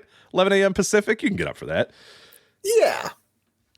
Get your coffee, shake it out a little bit, and then you're ready to go. Yeah, especially when you're in Los Angeles, go do some cool stuff. Get some waffles, which are far superior to pancakes. And, ooh, hot take, and I kind of agree. I'm with you. Oh yeah, I watch this be the controversy of your WrestleMania weekend. is the pancakes versus? Did you hear that VOW say waffles are superior to pancakes? You're gonna lose 500 followers now just because of that take. Congratulations. A little more versatile. The waffles. Yep. I just like that they have little pockets. The pockets, yeah. The pockets do contain a lot. They're flavor savers. Yeah, I'm a weirdo. I put jelly on pancakes and waffles. Really? So yeah, I do. It's very weird, but I always sell it as like. I mean, it's just hard to tell someone something they're into is weird. yeah, Jeri. Well, it's like hard limit. Yeah. I'm pretty open to most things, but that I will not let slide. That is ridiculous. But no, Big Gay Brunch is at 11 a.m. There's nothing else running. So if you're, Stand and Deliver might be almost over, or you're hitting the main event or whatever. So if you're not that into that show, you can bounce from that. You can just not watch that show at all. And then it's 11 a.m. for Big Gay Brunch. And then there is nothing. There is nothing until WrestleMania, because everybody just now avoids, WrestleMania Saturday, essentially just gets out of the way. So yeah, you have 11 a.m. with Big Gay Brunch, and then nothing until 4:30 local time for WrestleMania. So you are in the clear that if you want to watch the show, if you're into wrestling on Saturday morning, if you're in Los Angeles, if you're just decided, hey, this weekend I'm going to watch a bunch of wrestling, this is kind of one of those like shows that it's like, yeah, unless you're going to go do something else with your Saturday morning and Saturday afternoon, to get ready for WrestleMania, you have plenty of time, because then you have WrestleMania Saturday, and then nothing else is going on until 9 p.m. with Gringo Locos, The World on Lucha. So yeah, you're in the clear. So I think your point that this might be a good opportunity to just say, you know what, let me just turn this on, and maybe this wrestler I've never seen before. It's a show with a good purpose, and it's got a good reason to be existing and happening. It's the sixth one, and there's there's a lot more than just wrestling involved in this show. You know what? I already paid for Fight. Just check it out. And that might be the best opportunity to just kind of chill out a little bit and watch some wrestling. Yeah, I agree. Like I said, and I'm going to keep repeating this because it's true. It's fun. Like, I am not going to overhype. Like, I'm not going to, as much as I enjoy it, if it's a Big Gay Brunch, I'm not going to sit here and try to convince you it's going to be the best wrestling in the weekend. It's not going to be. And I hope nobody on the show takes offense to me saying that, because I'm pretty sure you're going to put on an entertaining, fun show.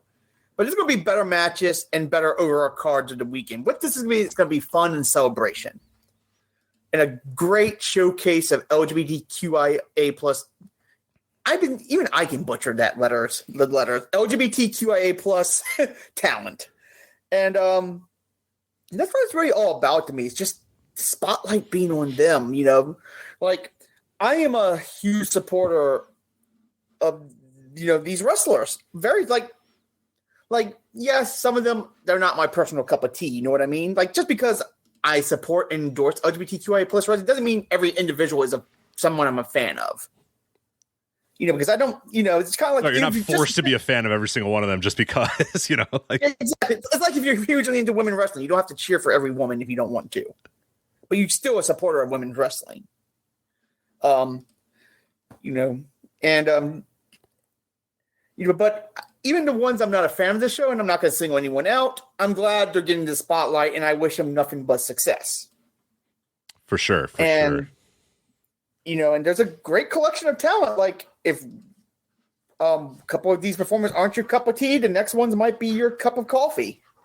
And I'm so glad this show exists. And I'm about to get a little mad because I feel like I have to bring this point up every year we do this, Rich. I'm so glad this show exists because the times right now are not really great for us. No. Yeah. Last year when you said that, it was like, well, hopefully things get better. And well, they haven't at all. They haven't anyway whatsoever.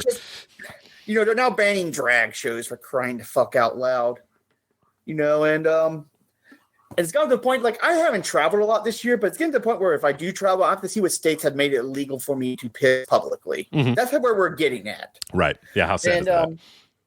Thankfully, it's none of the states I actually want to visit. Fuck those states. I'm pretty sure there's nice, lovely people in those states, but I'm just really pissed right now. Unfortunately, people in those states, your government has let people down. So it's not a reflection on you, but maybe the people you vote for, maybe don't vote for those people. So don't vote for those people again.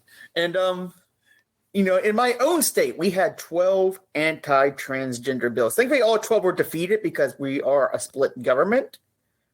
But that's still harrowing when you see 12 bills about your existence exist. That's scary. Mm-hmm. And if you have never, how do I word this delicately? If you've never had your existence put up to a vote, I really don't fucking care what you have to say. There it is. That's just the way it is. No, you're right. Support me or get the fuck away from me. Because I'm really getting exhausted. I wake up every day and there's a new anti-transgender bill. And yes, I know we're talking about LGBTQIA plus show, but transgender people have really been getting hammered hard lately. And, I know this is a wrestling thing, so I'm sorry that we kind of. You're good. No. I mean, we're talking. This show is for this purpose. Yeah, this Big Gay Brunch show is like you said, it's about more than just a wrestling show. Yeah. So when I see shows like this exist, to me, it's even if it's kind of a form of protest, it's kind of a form of, hey, we're fucking here and we're not going anywhere. You're not going to erase us. And even in the confines of pro wrestling, we need that reminder sometimes. And pro wrestling doesn't exactly have the best history with LGBT representation. And so just us being authentic in ourselves and celebratory, it's amazing. The fact that this show can even happen without any problems, without any major gnashing of teeth. It's incredible, and it makes me feel good. I could quip and, criticize things here and there about the show, but I really don't want to because I'm just happy the show exists. And that's why I wanted to come on, even though I'm on hiatus, and be like, I want to hype this show up because I need people to know why this show is so important and fun and needed. Like, even if it's not your cup of tea, at least understand that it existing is wonderful. Yeah. Well, I think, like you said, like it just is a part of the weekend now. Like nobody even like bats an eye or it's just like, oh yeah, it's WrestleMania weekend. Effie's Big Gay Brunch. All right, here we go. It's a show of all, and it's just kind of it's become routine in a way, in a good way, and probably the best way possible, where it's just like nobody is even just like, oh man, really a show about about game? Yeah. It's not any of that. Yeah. It's just, oh yeah, cool. Effie's Big Gay Brunch is happening again. Cool, awesome. Yeah. Exactly. Some WrestleMania shows come and go. It happens once or twice, and then it kind of fades, like hot girl shit. Which I'm gonna be honest with you, Rich. Pile drivers that we talked about. I'm gonna be honest with you. I was so upset that hot girl shit never happened again because I so wanted to force you to podcast it. I've done my time. I'm not going back to hot girl shit. Thank you. I was gonna sign up for it and go, oh yeah, it's on. I would have deleted the row. No, sorry, I don't have time to do that. So. No, I hate to disappoint Jeri. We've run out of time. Sorry, Jeri, unbelievable. Nah, that's all good. And I'm so gullible. I would have believed you. Sorry, Jeri. I just don't have time to do that. Okay. Yeah. Oh, all right. Fair enough. I just wrote a 2,000 word article on instead. Right, exactly. Which I think I actually did. Which I was going to say, I think I could look it up, and I'm pretty sure you did. You at least did the preview for it. Yes. For the website, but yeah, let's get into this show this year because there is some interesting talent on this. I mean, there's a lot of the same talent that has been used a couple of the years prior, but there is some interesting stuff here and an interesting match that really stands out to me for somebody that has been one of the best wrestlers in the world to me over the last couple of years, and I don't know if a lot of people have really noticed that this person has been as good as they are. And I'll just start right there with Fred Rosser and Karam. And nothing against Karam. He is not the man I'm talking about as one of the best wrestlers over the last couple of years that nobody's paying attention to. It's Fred Rosser, who it feels like decades ago that was the big deal. Remember when he came out to TMZ and it was like this big deal and this big kind of PR rollout? That feels like it probably was about a decade ago. So now that I say that, It was a long time ago. But I think people have kind of just forgotten about him in this space in terms of a Big Gay Brunch, in terms of wrestlers that have that sort of representation. And there he is out there just going on New Japan Strong and just being like the MVP of that entire brand throughout the pandemic, through 2021, through 2022. And now even into 2023, he's still great. And if people, this is the former Darren Young, for people that don't know who current Fred Rosser is. And if you remember him as Darren Young, you might be thinking, you're right. There's no way that he is so much better than he was as Darren Young. And that's not to say he was bad as Darren Young, but I'm just telling you, if you've not seen Fred Rosser in a while, he is really, really, really good. Just an exceptionally good pro wrestler, looks $1 million, plays the part, feels like a star. And his presence on this show, I think, raises everything up a little bit, because it's like, all right, that's a big time match. And him against Karam is another. I mean, those are two badass, giant looking dudes that are just going to go out there and kill one another in a fun way. You know what I mean? Like in the best way possible. And that, I think, is kind of a fun part about this show as well, is that this show is going to be represented all shapes, all sizes, all colors, all sort of things. And here's just two beefcakes, just going at it with Karam and Fred Rosser. Yeah. When I saw Fred Rosser was booked for this show, I got hyped. It's like, oh yeah, this is a big get. Because like you said, he's been killing it. Yeah. Absolutely killing it. And having when the show does raise the stakes, I feel like it raises it significantly, because he doesn't come to play around. And I mean that in the best way possible. He's going to go in there and have a big beefy fight, and it's going to be entertaining. It's like you already know he's going to get the crowd behind him. Yeah, well, he's Mr. No Days Off. Like, that's his gimmick, is that he's no days off. So like, he can't come in here and then slack off. He's Mr. No Days Off. Like, he's going to come in there and bust his ass, like you said. He needs to be like Mr. 2 days off or something. Right? Yeah, he's like, there's always a day that he's supposed to be Sunday. That's God's day. I'm not working on that day. And Tuesday, because it's I need a break on Tuesdays. But every other day, I'm coming in. I'm working hard. So. Yes, but no. I'm excited from being a big gay brunch. I'm really excited. I think it's going to be awesome. I think this match is going to be great. I think he's potentially going to be the highlight of the show. And damn it, that's probably rightfully correct, because Fred Rosser is awesome, and I'm so glad Effie got him for this show. Yeah, it's going to be a great, and Karam's a fun talent too, so I'm excited about that match. Elsewhere on the show, we have Carlos Romo and Devin Monroe, which this is another match I'm looking forward to a lot. Carlos Romo really kind of broke out in popularity a couple of years ago with a series of matches with A-Kid in Spain, and then has come over to America and bounced around a bunch of the indies and done stuff. But a really, really good high flyer, a great wrestler. And Devin Monroe is somebody that I believe in this space last year. I talked about Devin Monroe, who I think is one of the more underrated talents on the indies in terms of high flying and just the ability to be just super, super athletic and do really cool moves and do really cool things. So I'm excited about Romo and Monroe. I think that has a real chance to be a great high flying match as well, which kind of speaks again to the variety of this show. You have a big, meat battle between Rosser and Karam, and now here Romo and Monroe, who are probably going to be flying all over the place and doing some pretty cool stuff. That match is going to be excellent. Your short and sweet is going to be excellent. Devin Monroe is someone who I'm amazed by every time I see him perform. He's incredible.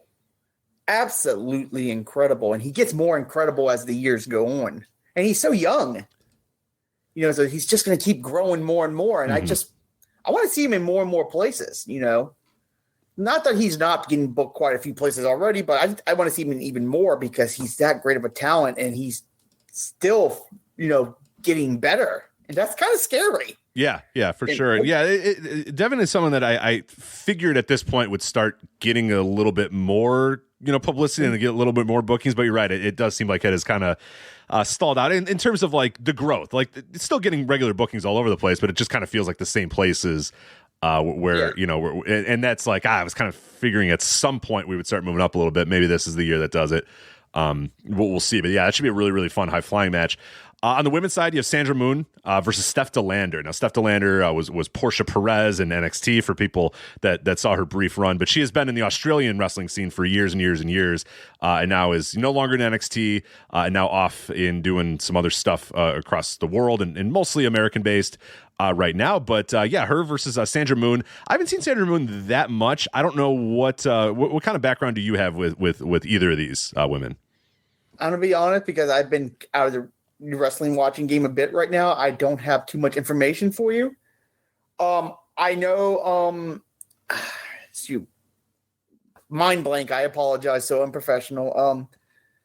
I've watched them a little bit, but not enough to get a full grasp of them. But these type of shows are great showcase shows. because the spotlight is all on you. Mm-hmm. Because that's the purpose of this show. And, you have a good chance to really make a statement with, hey, this is me. I'm here. This is what I do. And what do you think? Right. And I think they both have a good chance to do this. I hope they succeed. I wish them nothing but success. And they're going to have a very vocal and positive crowd to cheer them on. And that can always make a difference. Absolutely. Yeah. And for DeLander, obviously trying to, get her name out there a little bit more post NXT, post, just kind of say, and I know she's bounced around in Impact. She's been a few other places as well since she's left. But yeah, I think just another good opportunity for her to hit the ground running on WrestleMania weekend. So that'll be an interesting one to check out as well.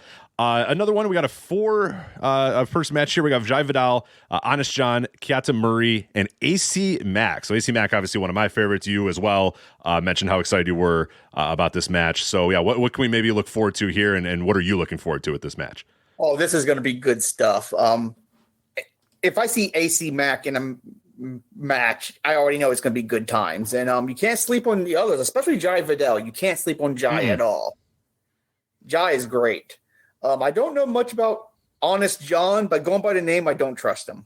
Doesn't seem, if you have to say you're honest, you're probably not that honest. So yeah, especially in pro wrestling. Yes, yeah, it's like the opposite effect. It's like the classic Jerry McDivitt thing that he went to, lawyers and said, well, when we say one thing is a thing, we actually mean the opposite thing. So like, it's a bizarre thing that only like us in the wrestling world can understand. But yeah, when you say you're Honest John, I don't know. Leads me to believe this man's not honest. I'm sorry, who was the fourth person in the match? The fourth person was Jai Vidal, Honest John, Keita Murray. There we go. Yeah, that's a good talent also. Yeah. I believe it was on last year's show, I want to say, or at least one of the but yes. Yeah, another good talent as well, for sure. Yeah, this is gonna be great. I don't know what more I can say about it. I hope AC Mack gets to talk before the match. Yeah. You need AC Mack to cut a promo. Yeah. AC Mack needs to talk some shit. Yeah. For sure. Yeah. All the shit. This I actually, because the match was just announced as we were recording this actually. And I am really looking forward to this match. Really looking forward. When I read the participant, I'm like, oh yeah, this is the good stuff. This is the stuff I want to see. Yeah, and I think all in all, this is a pretty damn good show when you talk about the talent. I mean, all the matches we talked about right there all have a chance to be pretty solid. Like we said, it's an 11 a.m. show. It's on Saturday. People might be a little tired or whatever. It might not deliver to those expectations, like you said, but like on paper, it all looks like there at least none of these. Everybody that we've mentioned here is a good pro wrestler. Like nobody we've mentioned here is. And yeah, this is not necessarily like the show to kind of break down. This person sucks. This person's awful or whatever. But like everybody that we've mentioned so far is all pretty damn good, and that leads me to believe that this will be all in all a pretty good show because there's just a lot of really good talent here. Oh, it's definitely going to probably be a good show, and everybody's going to be motivated to make it a good show. Even the talents that you may not think as highly about as a pro wrestler is going to be motivated with this very positive and very vocally celebratory crowd to put on a good show. And then some other matches on the show. If you're wondering, Effie is scheduled to appear. As of this recording, we do not know the match for Effie. We don't know a match for Alley Catch. Alley Catch is also scheduled to appear. Dark Sheik also going to appear. Do not know matches for them just yet. So maybe there's a few more. I'm sure there will be more. But again, we're recording these things like a week in advance or whatever. So yes, things will be announced. But if you're wondering, well, why didn't you talk about this or whatever? That's the reason why you mentioned there. We're still doing this. I'm interested to see what Dark Sheik does. Yeah, for sure. Yeah, and Effie, I mean, obviously you're going to have Effie in a big time match. It's Effie's Big Game Brunch. Like, it's got to be. Like, so Effie's got to do something. And Alley Catch will be somewhere. Oh, for sure. Yeah. Maybe just Effie and Alley Catch in a death match to end all death matches or something. Who knows? Kick it off right. Because then, there's not a whole lot of other shows this weekend. So for some of these people, that might be it. Like you have, obviously you have Gringo Locos, the World on Lucha. I'm looking at this list and, nobody's really screaming Lucha here. I don't know that many of those people are there. And then obviously on Sunday, you have WrestleMania, later in the night.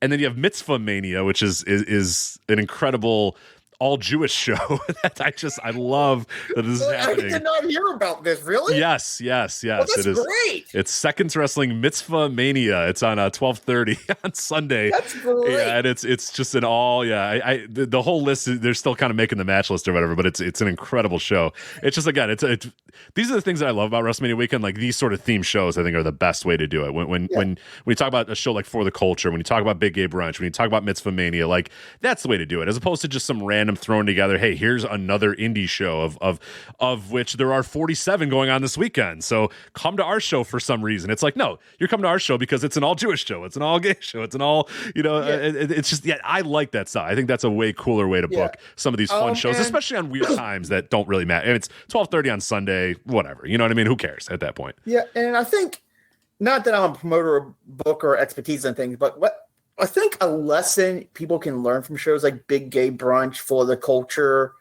or Mitzvah Mania. I'm gonna yeah. Okay, thank you. Stand the fuck out. Mm-hmm. Right.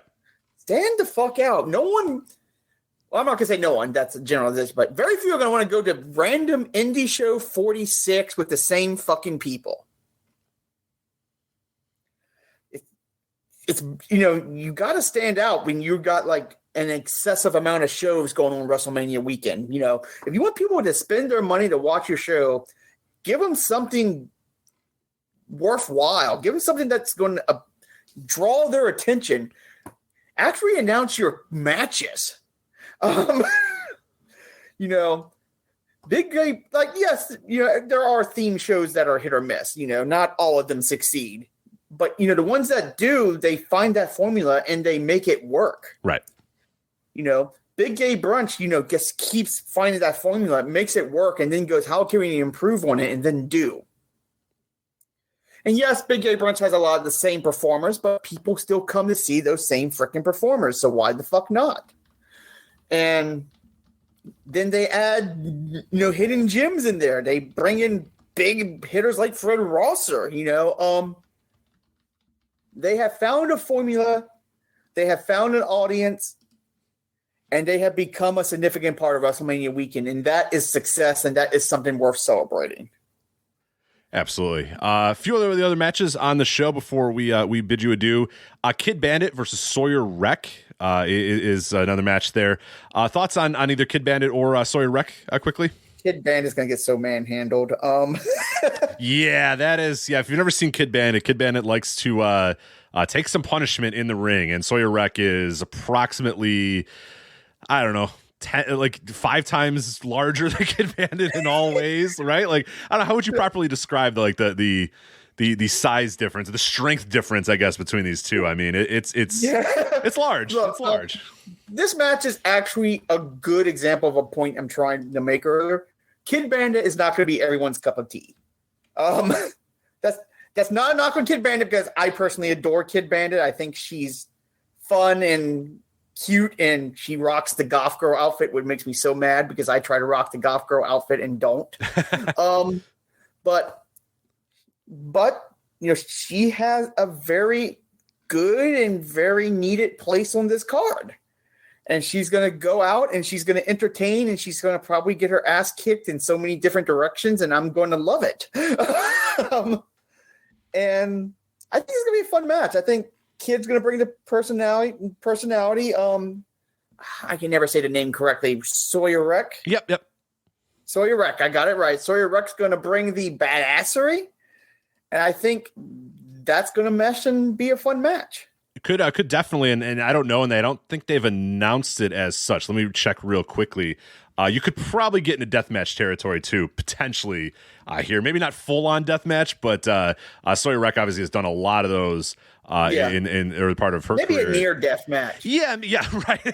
Someone's gonna die, whether it's an explicitly a death match or I would say there's probably a 90% chance Kid Bandit gets thrown into the crowd, right? Like lifted up over Sawyer Wreck's head and thrown into the crowd. I think that's you could pretty much lock it in, I would say, because I would not be against this. No, yeah, and then everybody can either choose to let Kid Bandit fall to death, or crowd surf, or spiked up the crowd surf it. Who knows? I just imagine the scene pausing. He's like, "Yep, that's me." You might be wondering how I got into this situation. Exactly. Right. So it should be fun though. Yeah, obviously, Sawyer Wreck's if you've never seen like 6'1", 6'2", but 6'2" doesn't seem that. But when you're in there with other small wrestlers, it's similar to a Kid Bandit. Sawyer Wreck looks like Andre the Giant in there against some people. So. Yeah, I'm 5'5" in my life, and 6'2". 6'2" is big. 6'2" is big. Little TMI is my preferred height. There it is. Actually. There it is. Yeah, because I like being able to get on my tippy toes to kiss people. So Perfect. 6'2" is perfect. And then we have kind of a opening match. I assume it'll be the opener. Just a lot of people doing cool shit. Ashton Starr, Becca, Rico Gonzalez, Aaron Rourke, Dylan McQueen versus Deshad, Abigail Warren, Anton Voorhees, Fabuloso Fabricio, and Marco Mayer. I'm not familiar with a ton of those people, so I can't give you a too big of a preview. I do know Ashton Starr, and I think I've heard of a couple of the other names. But yeah, this one, if I do watch this show, which I'm planning on doing that just because, it's Saturday, and again, there's not much going on, this is a match where I'm probably going to watch with the idea of, hey, this is cool. Like, I've never seen half these people. Let's see what they can offer. Yeah, and congratulations on not stumbling on any of those names. I'm so proud. There's a very good chance I got Marco Mayer. I may have gotten wrong, but I think I nailed that one. But if I did, I apologize to anybody listening. But since I don't know better, I'm going to give you thumbs right, up. thank you. I appreciate it. This is a good match to discover new people because I don't know a lot of these names. Ashton Starr stands out to me the most. I really enjoy Ashton Starr. In fact, when I went to Big Gay Brunch, I think it was Devin Monroe versus Ashton Starr. Yes. And I think that was worked kind of similar to the Sawyer Record band that we're talking about, where Ashton again isn't like huge, but at least bigger enough to make it. If that's the one, is that the match I'm thinking of? I got to make sure that's the match I'm thinking of. With Ashton Starr. No, never mind. I'm thinking of a different match. No, that was the match you saw, though, because that match was good, because Ashton Starr is very, very good. Because I remember when I went to the barbecue afterward and you asked me how Big Gay Brunch was, that was like the one must-see match. Yes, I told you. Yes. Now I remember that. I mentioned two things to you, that match and Alley Catch getting stapled. Those are the two things I mentioned. With the $1 that you provided, right? Or a $5 or something like that. $5, and it was $5 well worth it. Because I tried to call it a one, and the $5 came. I'm like, shit, I don't have time. So I just handed the $5. I wonder who gives it. Who gets? I guess Allie probably gets it at the end, right? Hopefully, maybe. If I'm getting stapled with $5, I'm getting the $5. Yeah, you better get that $5 afterwards. But yes, that's my rule when it comes to getting stapled with money. I do remember that match now. Yeah, that was pretty awesome. So yeah, Ashton Starr's. I think been on Dark, I think a few times, been on some AEW shows here and there. Yep. So people may have seen Ashton Starr wrestle before, but if you're not, a pretty good talent as well. Yeah.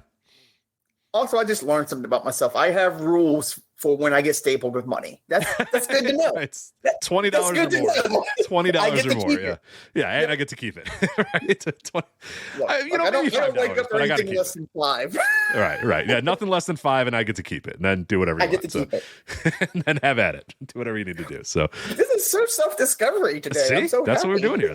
We're educational. We're previewing a show and educating everybody. I swear I'm going to get a Twitter message taking me up on that offer now. I probably set myself up.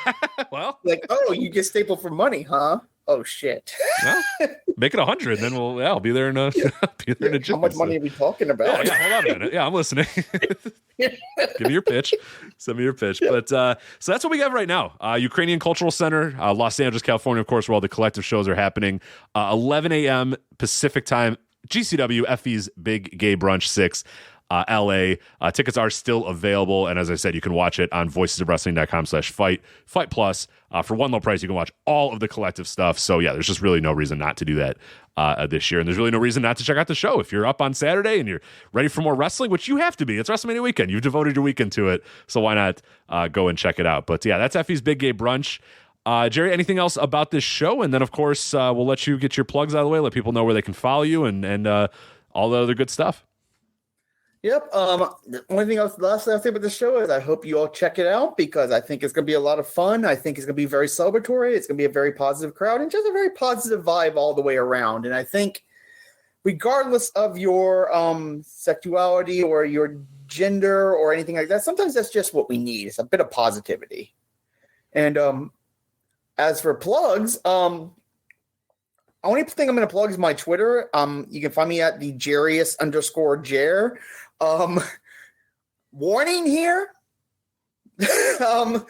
I do talk a little about wrestling, but I do talk about a lot more other adult subjects that I'm very open and honest about. So if you come follow me on Twitter, just know you may get a lot of BDSM discussion, and you have been warned. And I think the last thing I want to say is it's WrestleMania weekend. Lots of wrestling, but please don't make a mistake I've made in the past and think you have to watch as much of it as possible. It will burn you the fuck out. Pick some shows that are of interest to you. Stick with them, watch them, enjoy them, have fun, but don't try to cram it all in. You're not Voices of Wrestling. You don't have to torture yourself over this. Right. Yeah, we did. And you know what? We're going to have plenty available on Patreon. So you know what? Let us torture ourselves. You don't have to torture yourself. Pace yourself. You'll be fine. And by ourselves, I mean the rest of the crew, because I am not going to be writing or previewing anything. Because you're very smart. Because you're a smart person and not a dumb person like us. So yes, I have gained knowledge these past 2 years. Absolutely. So again, thank you so much, Jeri, for coming on here, helping us preview Effie's Big Gay Brunch. Again, 11 a.m. Pacific time, streaming on Fight. That's at the Ukrainian Cultural Center on Saturday, April 1st. So, Jeri, thank you once again for coming on, and we really do appreciate it. No problem. It's always fun to do this yearly.